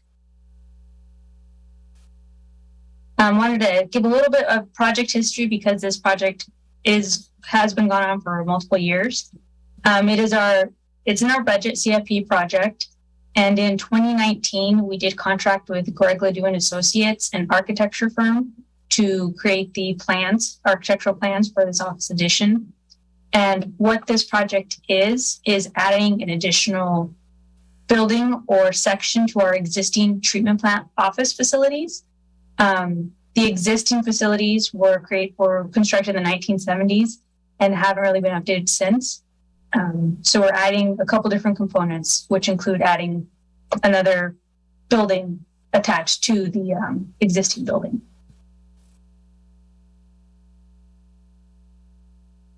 Project need. So the current existing building was created in the 1970s, and it is not up to date and does not have sufficient space for the staff that we need to run the treatment plant and our other utilities. It's currently designed, as you can see in the pictures, kind of an open office setting, and it's adequate for possibly 3 staff members, but we currently have a full staff of 5, and there's not enough space and there's old equipment in there. So one of the components to this is providing enough space for the amount of staff we need to adequately run our facilities. Another component of it is inclusivity. We need to update the facilities, the building itself and the area outside of the building for ADA compliance, and also to allow for any applicant who wishes to apply for a position here, the qualified candidate to the position, whether it be man or woman, for them to have the appropriate facilities. So we will be adding a separate locker room for both men and women. And I included here as one of the project needs, the strategic plan, exceptional town services and staff, in order to allow for our staff to provide the type of services the community needs. But we do need to update this facility so they have the adequate location and workspace to do their work. These offices house the wastewater treatment plant facility staff that run our wastewater treatment plant, which is a very important component, especially now with the drought, that we produce recycled water. Our sewer and water staff also work in this building. So when you have a sewer issue or a water issue, staff members that work in this building are the ones that go out and take a look at that issue and try to fix it. And they do need better conditions to work in to be able to provide that adequate service. Project status. This project was created back in 2019. It was put in the budget. It is currently 95% complete for plans. Those are the architecture plans, which we hired Greg Ledoux and Associates to complete. 95% because there are a couple of our building and stair requirements that we need to finish to include in the plans in order to apply for the building permit. But the bulk of the plans are complete. And we have those in hand. At the site, there is some active construction work going on that's part of this project. It's more site work needed to complete the electrical work that's required before we can do the full construction. And that includes some site grading, removal of some debris and some plants that were there, some utility relocation, storm drain facilities required to put in the electrical work. Now, the electrical work that we did now, it's not complete for the entire project. We are upgrading the service at this building. In order to do that, PG&E has to remove some of their older facilities and install newer facilities. And in order to accommodate that, the town had to hire a contractor to install the electrical conduits and trenches and the concrete pad for the new PG&E transformer to be installed on. Part of that work also included PG&E inspection and approval. So it's a longer process than just going out there and installing the facilities. It's bit by bit, we install it, PG&E inspects it and approves it, then we can continue with the second component of the work. That work is active and will be active for a little while. Part of the electrical work included ordering some control panels and equipment, which just have a long lead time in general. We've had other projects that had the same issue with ordering some electrical work, where we ordered the equipment about 2 months ago and the estimated delivery time is in December. So once we receive that equipment and install it, then we can keep working on getting those PG&E approved inspections and approvals and finish the electrical component of this work. So there will still be some active construction work going out in the project, even though it's not the full construct the building upgrades in addition. It's the pre-work we have to do in order to be able to get to that point of construction. And that also ties into the ZDRB review. We've already completed the ZDRB review, but we are submitting the building permit application prior to construction. So that's kind of a work in progress because we have to have the complete plans, the electrical work complete, other components to it before we can submit that application. So that's ongoing as well. The overall remaining work, complete the plans, but also update our construction estimate. We have to put a construction estimate together so we have a better idea of how much this project's going to cost. And even as we look at our completed plans and scope of work and we put together that construction estimate, we're going to have to increase it because of costs of building. Those costs are really high now, just material, the building in general. So we can assume that we're going to put in a contingency or need more money than what the actual material and what our estimate's going to be now. I anticipate this being constructed in the next couple of years, so the cost is going to increase. So we need to finalize that construction estimate, put together construction specifications to complete a bid package, and then complete that electrical and PG&E approval work. Once we get all that put together, building permit, then we can move on to construction. Talking about the price of this project, our funding. So this is an approved project in our budget, and we currently have $800,000 in the budget. However, we do want to seek out alternate funding sources. One of those could potentially be a low interest USDA loan, U.S. Department of Agriculture loan, that assists with projects that benefit water and drought situations. And because this is a recycled water facility, it qualifies for that. We haven't applied for it. It's still a potential source of funding for this project. It requires a full report. So as we're working through that, we're identifying the cost of this project, completing their requirements, and then deciding whether or not we will apply for that low interest loan. And other grant sources, the town does have a grant writing consultant that we hired that not only helps us put together the grant applications, but they help us identify different grant sources. So we have let them know that this is a project that we would be interested in finding additional grant sources for. So if they can find something that this qualifies for, we would definitely apply for it. Doesn't mean we'll get it, but it's potential of helping us cover the costs for this much needed project. Tentative schedule. So this fiscal year, we are planning on completing that site work, including the electrical work and getting PG&E's inspection and approvals done. They still have to come in and install their facilities, which is upgrading the power service that's out there and do the final connection. That should, with how we're moving along now, that should be done this fiscal year. Then during that time, we'll also work on the construction estimate, finalize the plans, have the components we need to apply for the building permit, and have all the documents, construction documents ready so we can advertise the project and move into construction. So having everything prepared this fiscal year for the next fiscal year's work. And also during that time, as we're preparing those documents, hopefully we can find the additional funding source, whether it be that low interest loan or a grant, and apply for that and hopefully obtain those funds. The goal is to have this project ready to advertise and construct in the next fiscal year, 23-24. and hopefully that will happen, and we can have this kind of much needed multi-year project complete.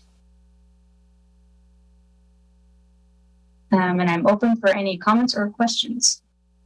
Thank you very much. I'm just going to comment on that last point, the last slide you made about the tentative schedule. At the Climate Action Committee we just held last month, we had a representative from PG&E talk to the committee about their forecasting for energy needs and project needs. And he stressed that they respond more directly to actual projects, not aspirational projects. And it sounds like this might be one of those shovel-ready, real projects that they might be able to get on the calendar.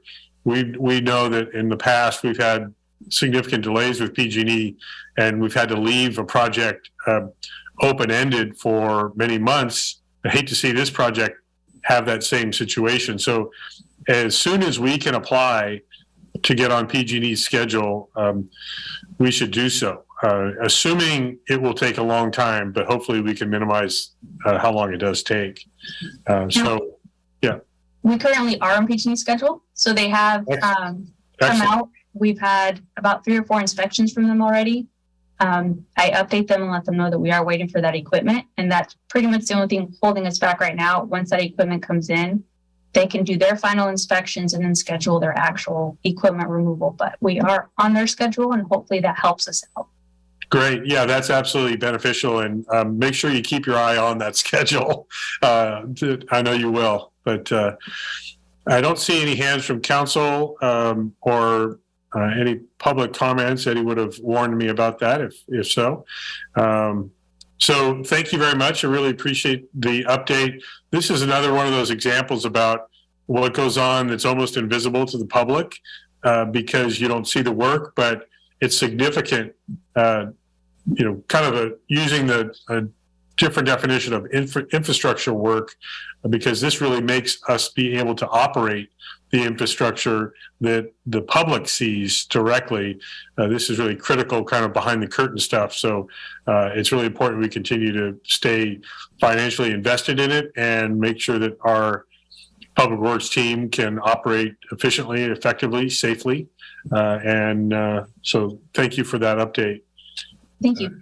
We didn't want to leave the Director of Public Works out after the impressive presentation by the Deputy Director.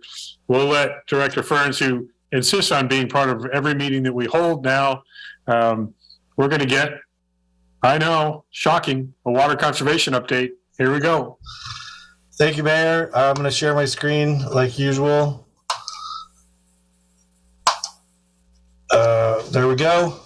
So once again, John Ferns, Public Works Director. Thank you, Mayor and Council. Going to give the water conservation update for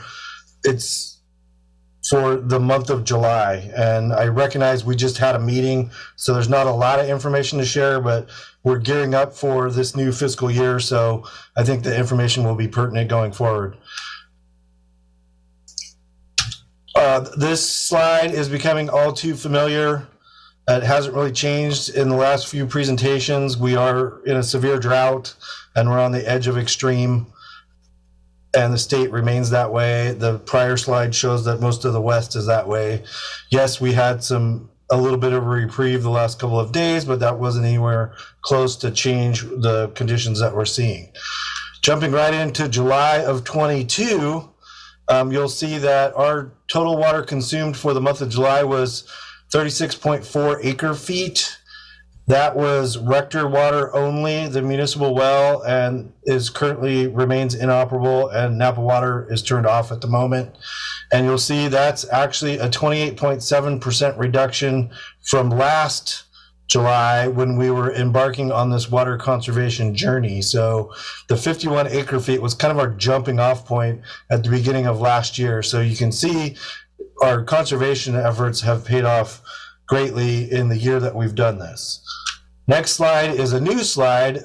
It came up from the last meeting that we did. So this is water use by customer code specific to July 22. So of the 36 acre feet that we consumed in July of 22, the slide represents the breakdown of each customer code. And you'll notice that the residential one is 34.7. That's the highest. And then it kind of varies down from there. I did put the binary categories in there because that's the way people talk about things. So there's when I say all residential, that's the multifamily residential, the mobile home parks, the condos, the townhouse, and the out-of-town customers. So all of the residential customers make up 58% of the use in the month of July. All the other users are only 42% of the use. And then this number that is current in our recent discussions is the single-family residential weekly average. So in the last meeting, we gave a weekly average of 2350.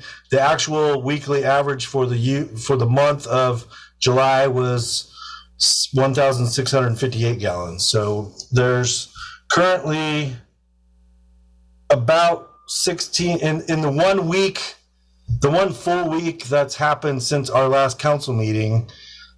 I looked at the weekly use, and 16% of our single family residential customers are over that 2350 mark, and 84% are under. This is a similar table to that we built together last year. I took some of the graphics off to make it a little easier to read, but this is our safe yield tracker. That's our 400 acre foot goal.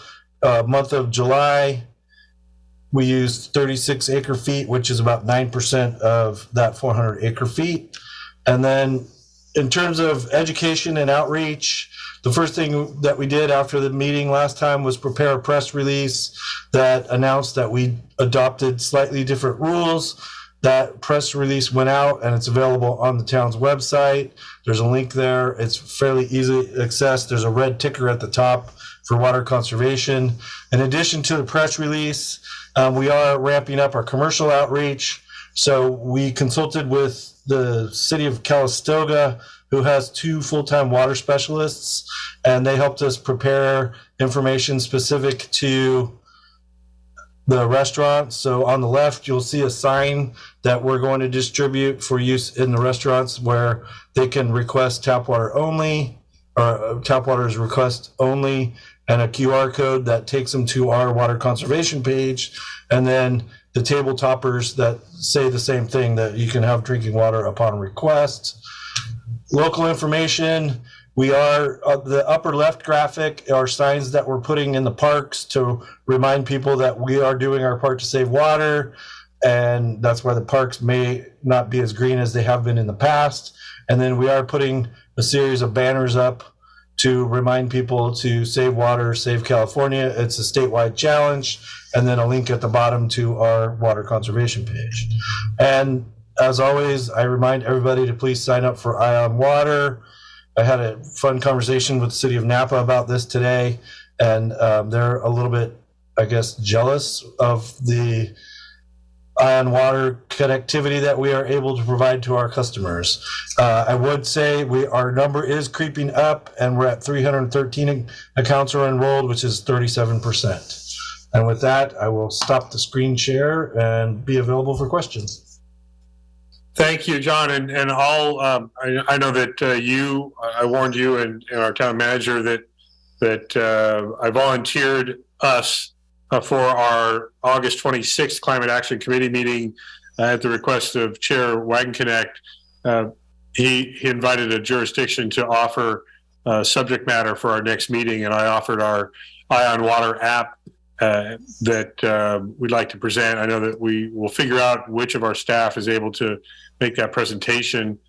I know American Canyon has what Councilmember Joseph said was a similar program down in American Canyon, but it's kind of, I understand the city of Napa may have logistical challenges for the sheer number of customers, but it might be something that can scale up.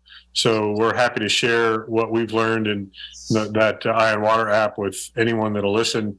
The fact that it's a free app and anyone can sign up for it, we'll just continue to get the messaging out. greatly encouraged people. I don't remember if I mentioned it before, but it helped identify a leak that I had at my house when a valve didn't close after the regular landscape irrigation, and I wouldn't have known it until much more water had been lost unnecessarily. So it's very effective that way. So I don't see any hands up right now. Thank you. It's also good to see that we are seeing more residents. I'm assuming that 37% was residential. I don't know if, do we have commercial customers on Iron Water? It's all of the customers. So that includes all of the customer base, and it does include the commercial customers. Great. Again, thank you very much. And I mean, I know we're all anxious to see how people are transitioning. It's good to see that there's a high percentage that are naturally complying with the new 2,350 gallons per week maximum.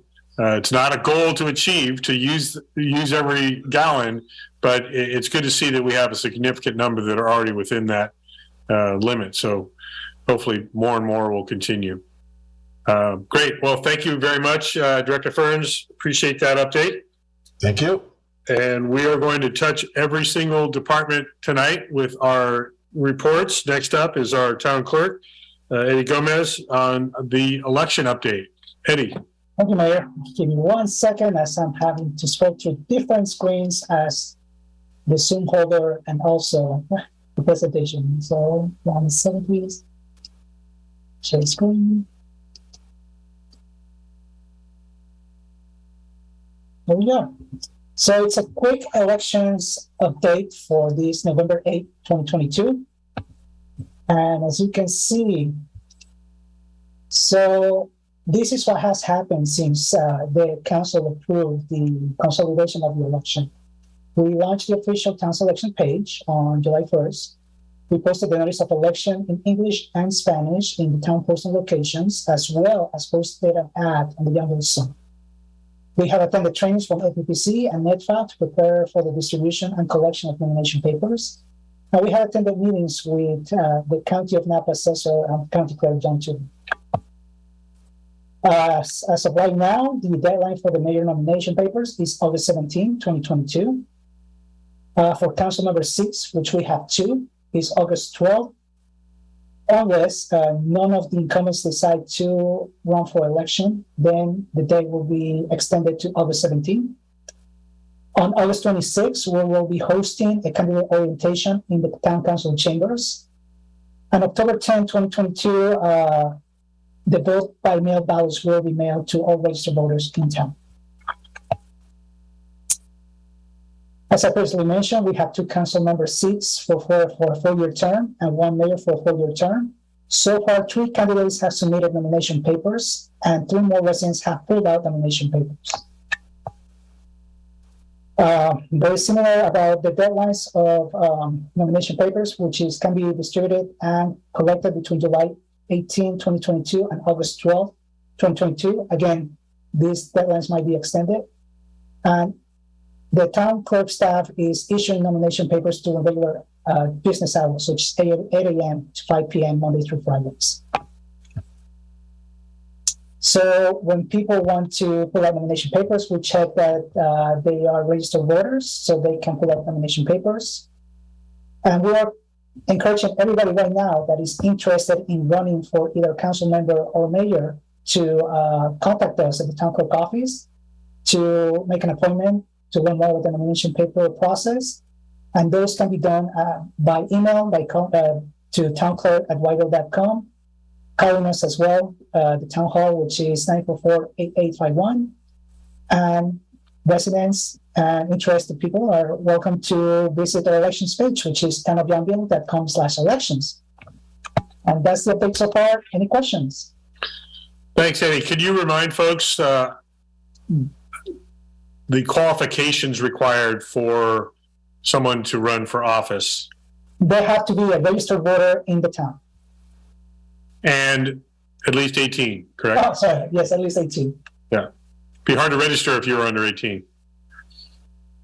But yes, a town resident. So it can't just be somebody that works here. has to be an actual registered, your home is registered here. Okay, Councilmember Knight, your hand's raised. Thank you, Mayor. Just I noted in Town Clerk Gomez's report, meeting with the elections, John Tudor, our elections director, the county. I was just checking in to see in your conversations with him how we can encourage or get more word out to residents about volunteering for the voter support centers for Yountville and get them dedicated just to do Yountville and potentially help the veterans home. I don't want to see them drawn away to other parts of the county, but is there, in your conversations with him, is there a way we can try to promote more resident involvement in that program? So what, are you specifically talking about the veterans home or talking? The veterans, the voter support center, I know before this past primary, he had to close the Yountville voter support center. And it just seems like we have just a lot of folks in town that I know it's a larger commitment. They have to understand that they have to be involved from about the middle of October through Election Day. But I just want to be sure residents have an opportunity to know that they can volunteer for that so that we can have support centers here in town to help voters vote. If they have any questions or need another ballot, that it can happen in town without having to go to Napa to get to replace a ballot. Yeah, we pushed back on the elections department already about that. The last election, they were saying they were going to close the vote center, and we pushed back pretty strongly, and they found enough volunteers to keep it open for the last election. This year they did not for the primary, as you stated, and we're going to continue to push. I've had direct communication. I believe Eddie, possibly even Steve, have had direct communications with the elections department, emphasizing that we are a unique community, especially with the Veterans Home, but not exclusively with the Veterans Home. We have some folks that have mobility challenges and that aren't easily able to get down to downtown Napa.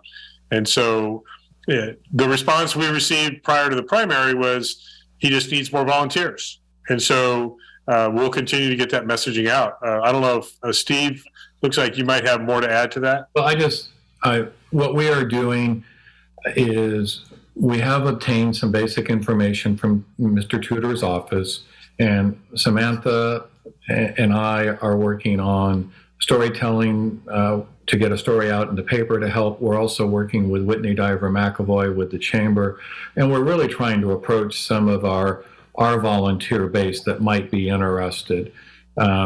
It's challenging because Mr. Tudor won't necessarily give us and make it easy, because we've suggested maybe if we held like a workshop where he could come up here, but we're going to continue with those efforts to, one, work with our local group of residents that could be interested. But Samantha and I know we've shared an idea for an article in the Yountville Sun to help explain the situation, and perhaps that helps to encourage some residents to apply, because we don't want to be doing Mr. Tudor's recruitment and then find out that our folks ended up going elsewhere and not working to support our local. So it's a shared effort, but we do have a little bias towards wanting to make sure that our vote center is staffed. But we are trying really hard to come up with an approach to generate some volunteers to fill that void. Yeah, and we recognize just the Yountville Sun's not going to reach everybody. Not everyone is getting the Sun or reads the Sun.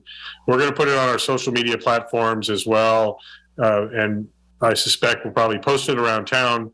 That we'll even provide information a little bit already. So right, but we're going to also provide information to the Veterans Home, and so they can disperse that amongst their veterans. Those that are able to leave campus, they still have limited public access up there, let's remember, but those that are able to leave campus and come down to volunteer potentially to help out, that might be another source of volunteers that we'd like to encourage. So we'll be sharing directly with them as well.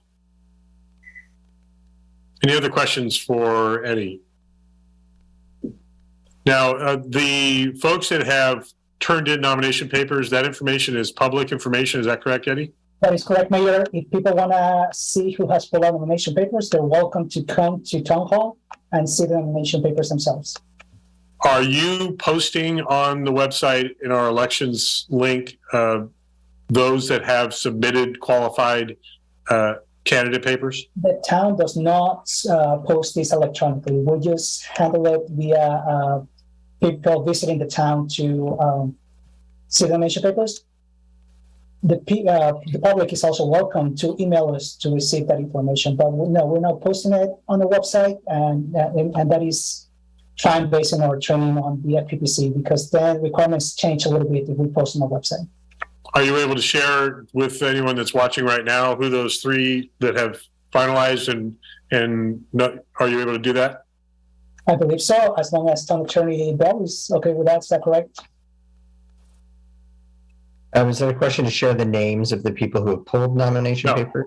Not pulled because they aren't candidates. That those that have qualified and submitted the paperwork necessary. I don't know that it's really public record, and maybe you would know better, Gary, if those that have pulled papers versus those that have actually turned in qualified. Yeah, and that's the distinction I was asking for. So if they've already qualified, then the information can be provided. Yeah, we're happy to hear the information, Mayor. Do you have that info available right now? I do. Okay.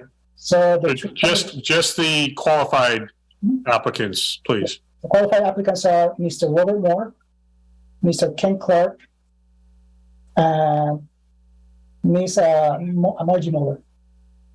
And those are all for the mayor position? That is correct, Mayor. So no qualified candidates yet for the two council seats? That is correct. But there have been at least three that have pulled papers. Okay. So now that's a good update. Thank you for that. I don't see any hands raised or believe there's any public comment beyond that. So Town Clerk, thank you very much for that update.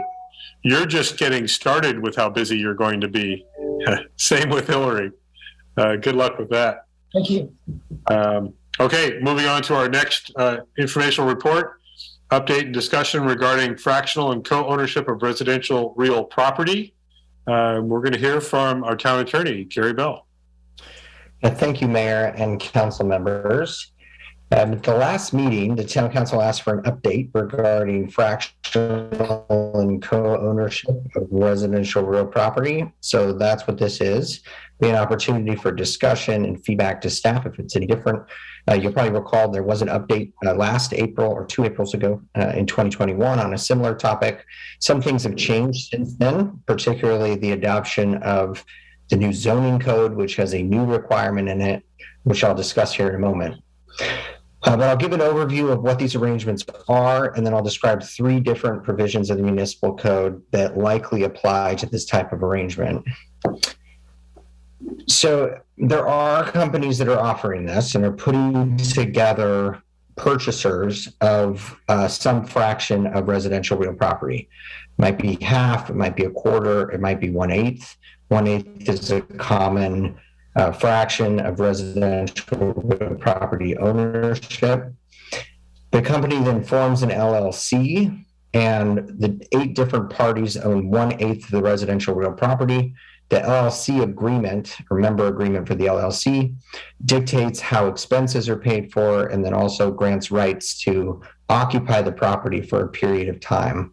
It's usually a certain number of days a year based on the size of the ownership. So there are 3 different ordinances in the Yonville Municipal Code now that apply to this type of arrangement. It's important to recognize that the zoning code regulates the use of property. And if you think about short-term rental prohibition, which are very common, or short-term rental regulations, which are very common in most cities throughout the state of California, including the town, it regulates the use based on the impact that a shorter-term use has on a neighborhood and the property, how that impact affects town services, and also impacts to the community in the neighborhood.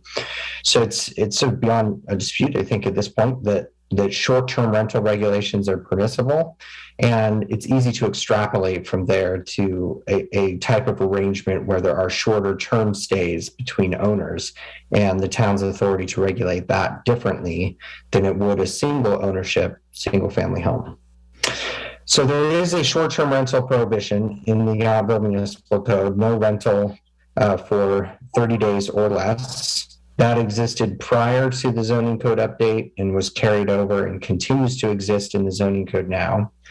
That provision defines renter consideration very broadly to include a trade of good or services or pursuant to any kind of agreement between the parties. So a short-term rental can be under some other form of agreement, like an LLC agreement between the parties, for example.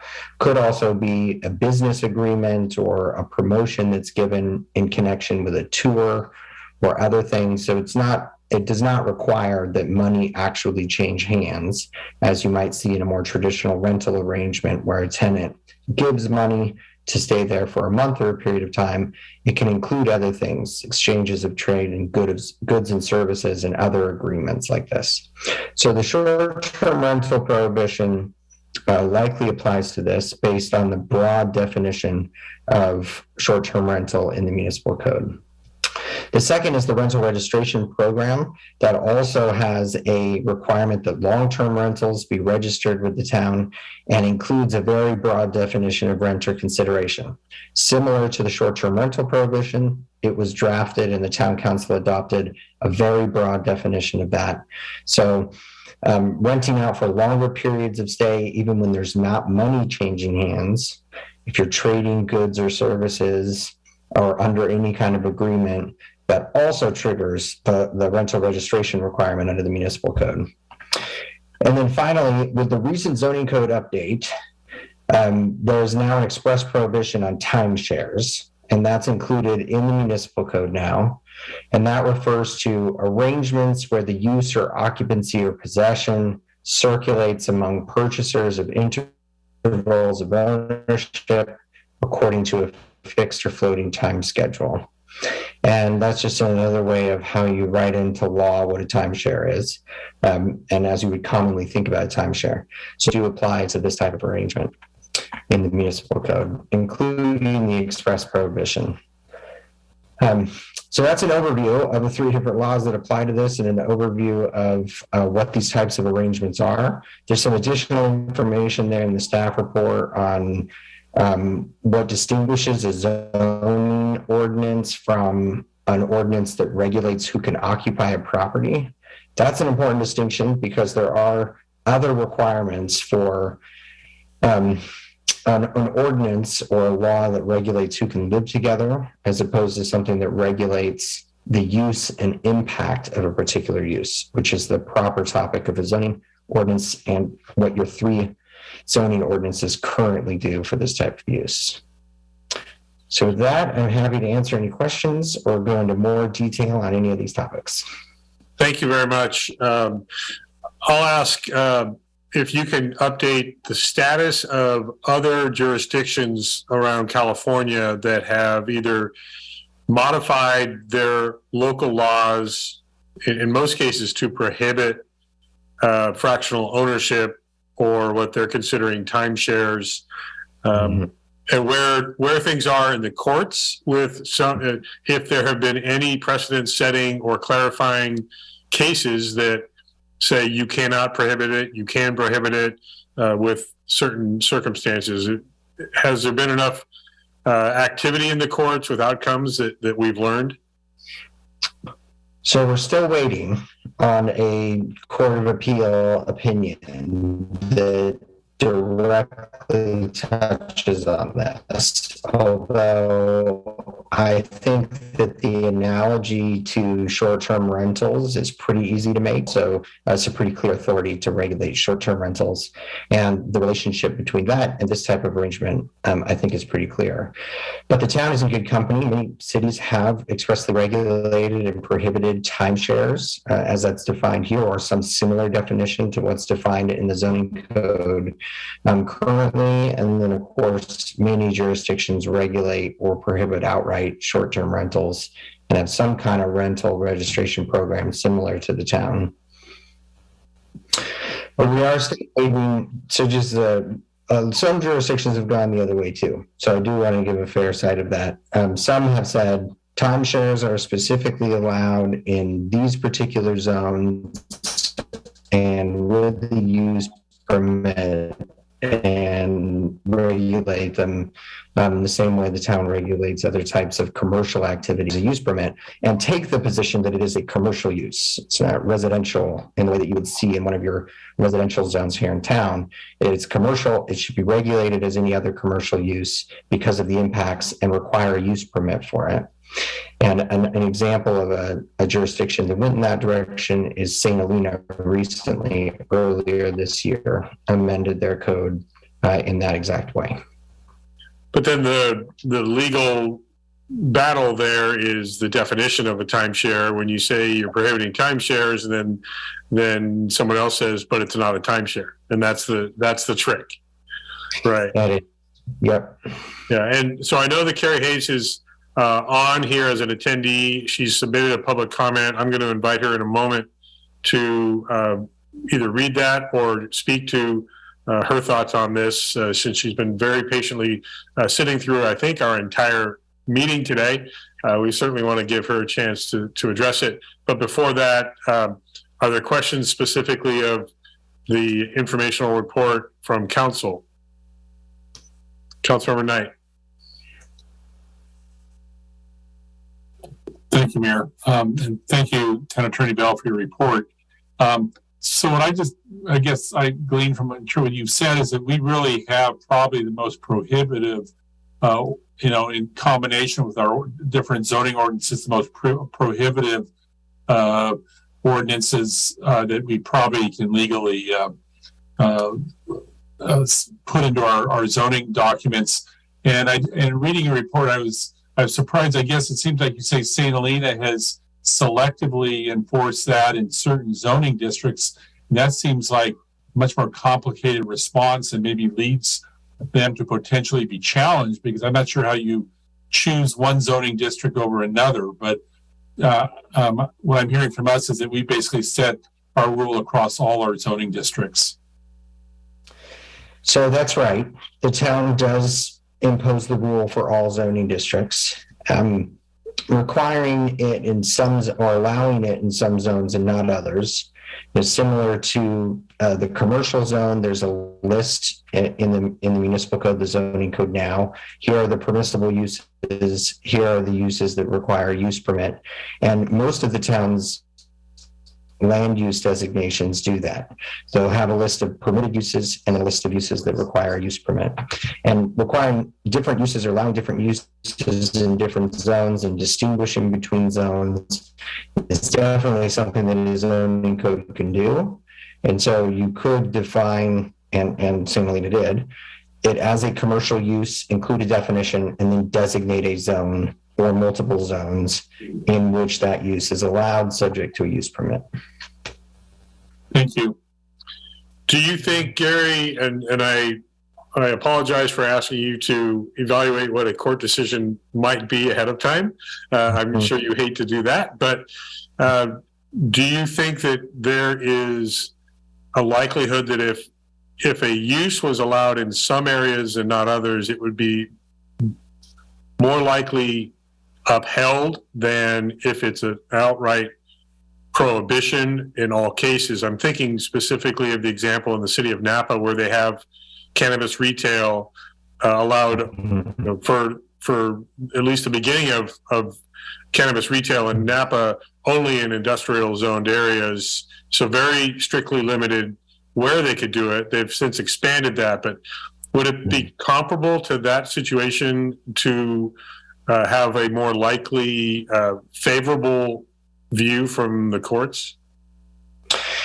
It could, depending on the types of claims. All right, we're losing your audio, Gary. And we're going to equivocate a little bit here.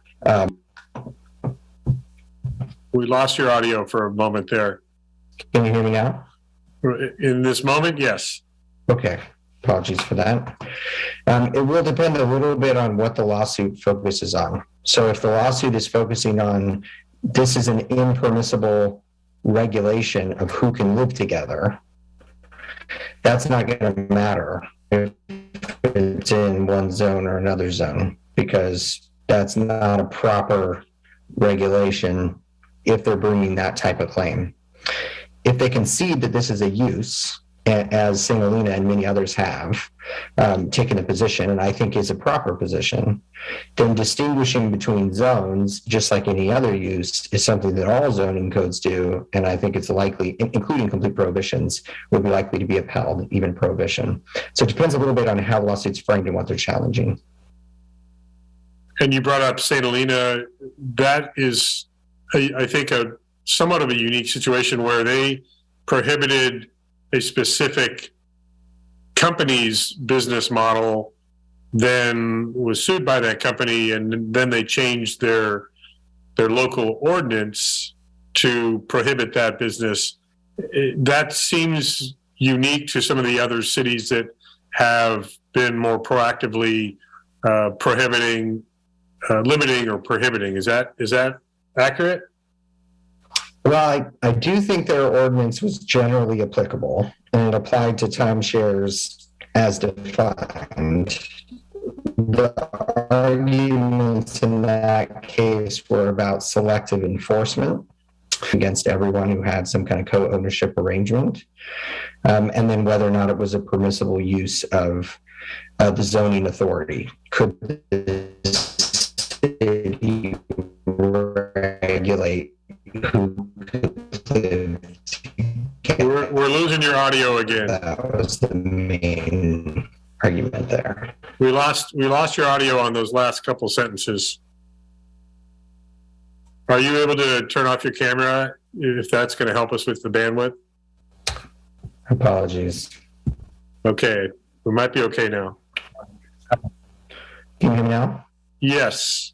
So if you could repeat, my question was about the distinction in St. Helena, for example, because that's something that's somewhat familiar to our residents. Now, the St. Helena ordinance was generally applicable. It applied to all timeshares. The argument there from the plaintiff was that about selective enforcement. They argued that the city was enforcing against only their company and not others, and then whether or not it was a proper regulation for the zoning code, and if it was regulating who could live together. So the ordinance is generally applicable, not just to that particular company, but to everyone. But those were the arguments that were made in that suit. And then the city amended the zoning code to allow it in some zones subject to a use permit. Got it. We heard you that time.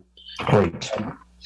I don't see any other council hands up, so I'm going to invite Carrie Hayes, if you haven't already unmuted, to go ahead and share your thoughts. Go ahead. Okay. Now, can you hear me?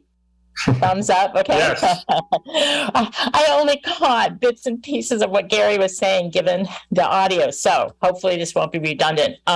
But first, thank you to each of you. I wrote emails to each of you council members and Steve, and I know Gary saw them. And thanks for responding to my emails and for putting this on the agenda.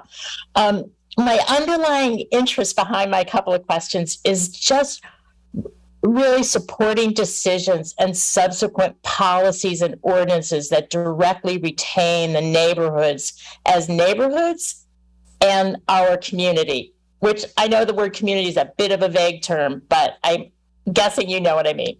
So my two questions are, given the current wording of that ordinance, I think it's 21-105, where it talks about vacation timeshare projects. So that specific ordinance, my questions are, with Picasso's business model that results in the commercialization of areas zoned residential, is this ordinance written in such a way that it makes it clearly and irrefutably illegal for any attempts by Picasso or any other real estate corporation who has a similar business model to purchase residence in Yountville? That's my first one. And then my second one is, given what you've talked about I really advocate adding wording that explicitly includes the language, the prohibition of fractional ownership. So maybe after the first three words of that ordinance, which are vacation timeshare projects, it could also say vacation timeshare projects and fractional ownership corporations. Or there's another sentence where it repeats the word vacation timeshare project and include the wording fractional ownerships. So if you were to edit the ordinance, I'm thinking it will tighten it up and explicitly prohibit fractional ownership corporations. And I'm guessing, and of course I don't know, I'm not an attorney, that specific wording, the town can also avoid costly legal actions.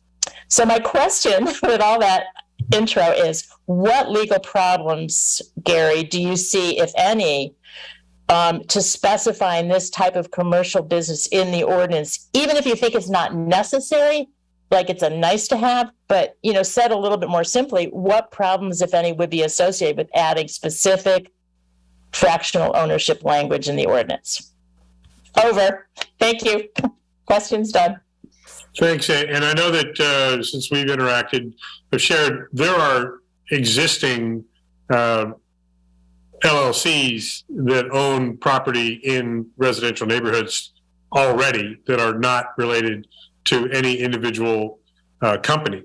And so that alone would complicate action if we took formal action as the council to prohibit that. I would tack that on to Gary's upcoming answer about, does that become, first of all, I want to make sure that the premise is fair, that these are commercial activities by law. And if so, are they then non-conforming grandfathered uses that would be continued? Gary? So to answer the first question, I do think Section 17.168.010, which includes the definition of vacation timeshare project, I do believe that's clear enough, the way that it's worded right now. It refers to intervals of ownership, doesn't use the word fractional, but intervals of ownership, where there's a floating time schedule on a periodic basis. So I do think it's broad enough to capture this type of business arrangement. As the existence of this business arrangement shows, new ideas will be brought up in the future, and there's likely going to be some other type of arrangement that's proposed in the future, not just this one. So I think my advice is twofold.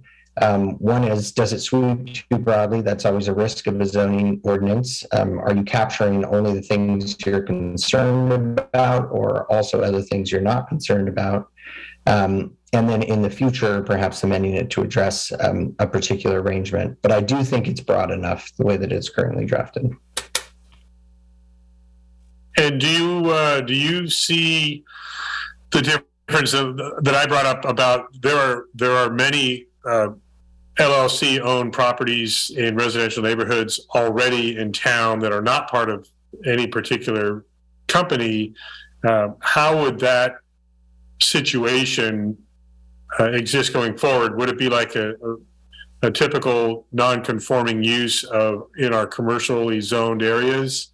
Does it matter if they are blood relatives versus not family? Because we know that there are some, multiple owners of a single family, extended family at least, that own a property. And is there a difference legally from that kind of limited ownership versus more of a corporate business model like Carrie's referencing? Well, I can answer the second question first. A regulation that touches on family and familial status of who lives together would be problematic under state law. And as to the first question, to the extent those LLCs are within the definition of vacation timeshare project, as defined there in the code and also included in the staff report, they would be legal non-conforming uses going forward because they existed prior to the enactment of that zoning code provision. And so could continue provided the use is not expanded or changed or altered. So they could continue exactly as they have from the moment that at the moment that zoning code was updated this last fall. Thank you. And so I see Steve's unmuted, so I'm going to let him go after this. But I also want to recognize that while we have some pretty, I think, strong and clear restrictions already on the books in Yountville, we can certainly continue to research and consider this general topic moving forward. I would want us to do our due diligence to find out what the pros and cons of taking additional action might be. But it doesn't mean that we can't continue to look at it in the future. Steve? Just also want to point out that just the mere presence of an LLC does not indicate that the property is owned or operates in a fractional or timeshare structure. While some of them, they may be owned for financial reasons or investment purposes, it does not necessarily institute that they're going and operating that way. So some of the family owned, where a family owns it and they actually don't. I think what's really unique about the model that's being discussed here is when they're handing out your dedicated fraction. If a group of family members share a property and there's no formal designation of the interval, then that's not going to be in conflict per se, just because they may have an LLC structure. So just a little background that not all LLCs will end up looking like and talking like a potential timeshare. And then there is the other existence that a corporation owns a property and then allows temporary occupancy. And that's not necessarily a shared ownership. That is a corporately owned situation where different people may live there that would need to comply with our no less than 30 days at a time and potentially other restrictions. Gary, is that an accurate statement that a corporate ownership of a property is a different legal definition than what we're talking about in terms of fractional ownership? Correct. Yeah. Okay. That was a good, very clear, short one-word answer. I like it. Mine was a very lengthy and awkward question, so thank you for that answer. Are there any other, this is an informational report, no action can be taken tonight. Any last question or comment from council before we move on to our next item? Vice Mayor, please unmute.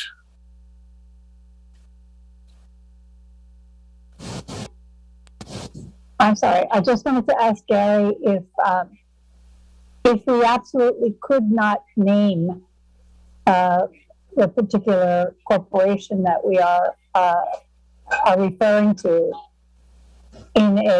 I can already see Steve almost shaking his head. Okay, that was my question, but I would like to see the language be as clear as we can. That and it sounds like our code is written pretty well to keep it out. So thank you. If I heard Gary correctly, he did address that in that when you get in trouble is when you identify a single business and say they can't operate here, and that's when St. Helena got sued. And then when they changed their ordinance to say no businesses like this particular business model can operate here or only in certain areas, then it's permissible. Is that a fair summary, Gary? Yes, and laws, not just laws adopted by the town, but also by the state and the federal government, should be generally applicable to include anyone who meets the definition or the conduct included within the law. So it's all about the definitions and how the wording that's included in those, and that's what's included in the staff report. So a broad definition like that includes that type of a business, any business that were operated that way would be included within that prohibition. And I think one of the challenges we have is part-time ownership of homes, as vacation homes, second, third homes, whatever, and also the fact that not everyone lives full-time in our neighborhoods like they may have done 20 or more years ago. And that's just an evolution of how people live today. And so that's kind of a magnifier of, I think, the concern about fractional ownership, rotating different people, whether they be the same 4, 6, 8 owners over a year. It's still different people, and it looks more like a rental, and that doesn't look the same as a full-time occupant. And so there are some related but not the same concerns about just the nature of our neighborhoods today. They're different. People are living differently and owning property differently. But I appreciate the conversation, and we've heard it from a few folks that live here, and we've certainly been watching it in our neighboring jurisdictions, and it's a topic of conversation statewide. So I'm sure there'll be a lot more discussion, and there will probably be legislation coming up that might take some of these decisions even out of our control. That hasn't happened before, has it? Okay, again, thank you. And Gary, thank you for taking all the time to put that analysis together. It's very helpful. It's a little bit of a complicated legal dynamic, but you did a great job of clarifying that. Thank you. And we're going to work on your broadband connectivity up there. I know now we can't hear you because you're muted, but before, you were, it definitely helped to have the video off. So thanks. Let's move forward to council reports and comments. I'll start very quickly. Napa County Flood Control and Water Conservation District. We did meet last week and authorized staff to proceed with the next phase of the flood control project that is including appraisal of impacted properties along the Napa River bypass south of Trancas Avenue. So there's another phase of potential flood wall construction, and they're having to do some analysis of the properties. Napa Valley Transportation Authority, I did not attend that meeting on July 20th. I don't know if if Councilmember Tagliabashi, I'm trying to give him a heads up here by continuing to talk, if there's any report out from the Napa Valley Transportation Authority meeting from July 20. We approved the OBAG 3 list, which included some improvements in St. Helena sidewalk. There was some additional work approved for the Imola Park and Ride, which is almost finished. There was an informal report on some progress on the Vine Trail in between St. Helena and Calistoga. I guess they paved one of the first mile somewhere close to St. Helena. So that project is moving along, even though it just broke ground, and it was a pretty short meeting overall. Of course, the one I missed was a short meeting. I'm sure there's no direct connection there. LAFCO, is there any report?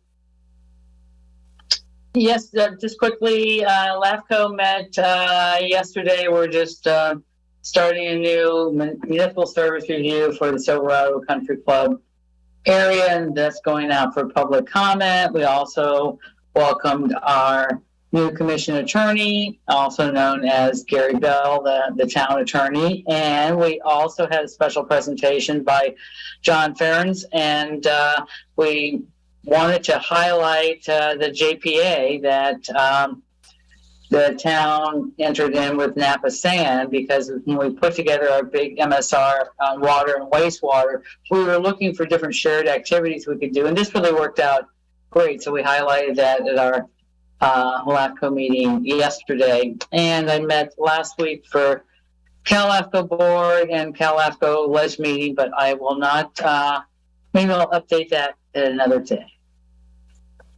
Thank you. Watershed Information and Conservation Council. Vice Mayor? Sorry, yes. We met on last Thursday, and most of the information was about changes to wells in the Napa Valley. None that really affected the town of Yountville residents, but there was quite a lot of information, starting with the The governor has issued an executive order that the county cannot approve permits for new or altered wells in certain areas. And all of that information is available at napawatersheds.org. So there's lots of information there. One thing we did also was start a conversation about strategic planning for the WIC board. And so we're just digging into that now. Thank you. Quickly, we've talked a lot about climate action tonight. We did meet on July 22nd, and we received an update, and I referenced this earlier, from PG&E on how they forecast energy consumption and supply needs and their network capacity. And that's what I was referencing about them emphasizing ready-to-go projects to get on their schedule for forecasting energy needs. That was kind of the highlight of that. Councilmember Knight.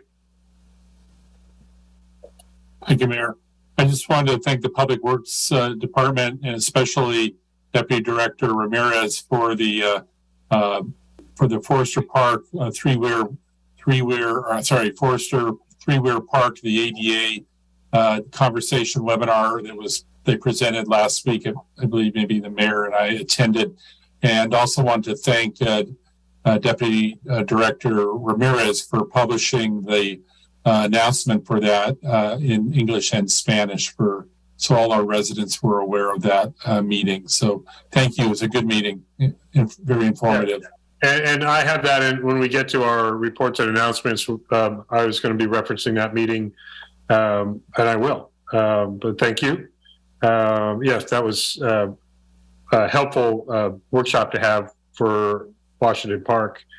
Let's see, going back to meetings, climate action we did, Cal Cities update. There is a North Bay Division meeting this Thursday in Petaluma. I'm not able to attend, but I believe we might have Vice Mayor, and I think Councilmember Tagliabashi was talking about attending, Councilmember Knight. So we'll have, very good representation there.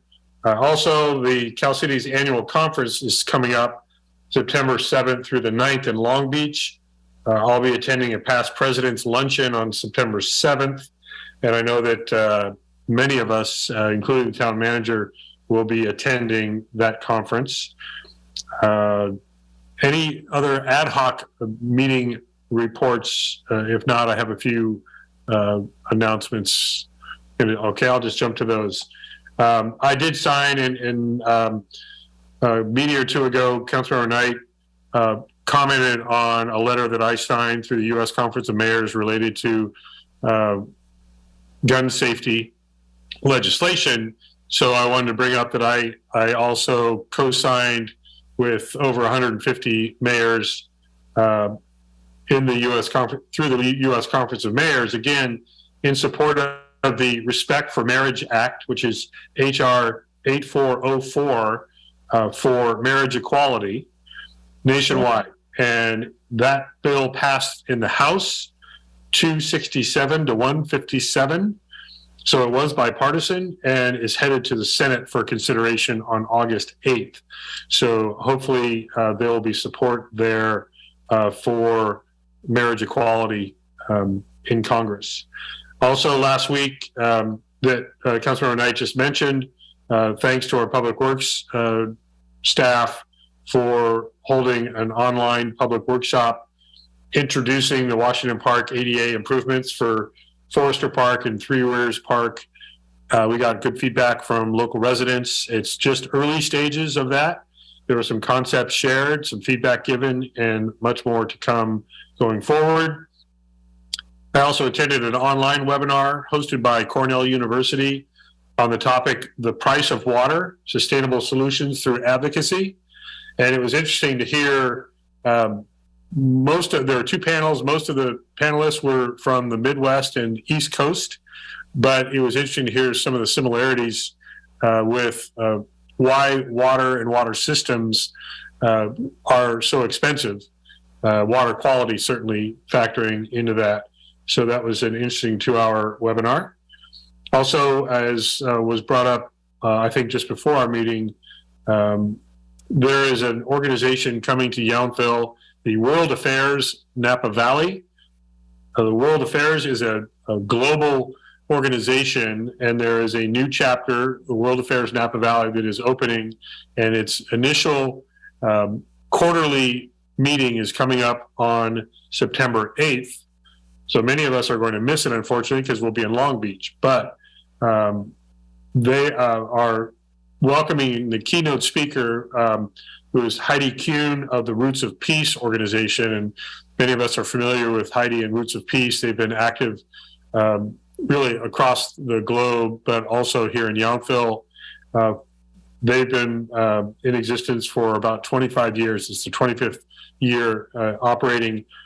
And Heidi goes around the world, especially in war-torn countries like Afghanistan and other areas, and helps convert landmine areas into agricultural farming, especially grapevines. So it's Mines to Vines is her core mission through Roots of Peace. And they're going to be holding the World Affairs meeting at our Yountville Community Hall.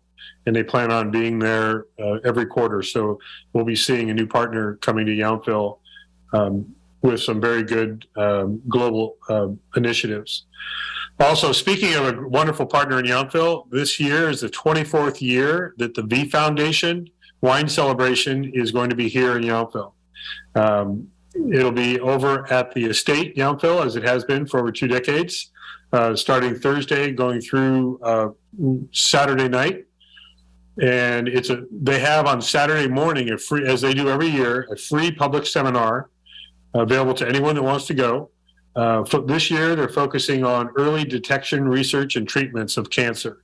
So for those that don't know, the V Foundation was founded principally after Jim Valvano, known as Jimmy V, who was a North Carolina State basketball coach and a sports personality with ESPN. He died of cancer, and a foundation was started in his memory and has been raising, I think, somewhere in north of $130 million now in 24 years. And they are back this week, so you'll see a lot more business happening across the street at the estate. And let's see, they're also going to be celebrating the 50th anniversary of Title IX. And Title IX is the law that prohibits gender-based discrimination in educational institutions. Most people associate it with athletics. That is a very high-profile sector for Title IX, but that's going to be one of the other areas of special interest at the V Foundation. And they have a lot of local culinary and wine partners that are going to be over there. So we welcome them back to Yountville. That's all I have. I don't know if there are any other announcements council has. If not, the only other announcement I have is we all want to wish our town manager, Steve Rogers, a very happy birthday tomorrow. I hope you're not going to be in that chair tomorrow, so that you can at least take some time to enjoy your birthday. He is turning 30, and so congratulations, Steve, and looking forward to sharing some celebration with you. I believe that takes care of our business for tonight. I do want to remind folks that we do not have a meeting in 2 weeks on August 16th. It's our usual one meeting in August. And then also we canceled our September 6th meeting the day after Labor Day. So our next regular meeting will be, is scheduled for Tuesday, September 20th at 3:00. So with that, happy birthday, Steve. And we'll go ahead and adjourn. And I believe I heard Vice Mayor Dornbecker made the motion to adjourn and Councilmember Knight made the second, and it was unanimous. So Eddie, if you would please record said vote. Appreciate it all very much. Thank you and have a great night. Bye.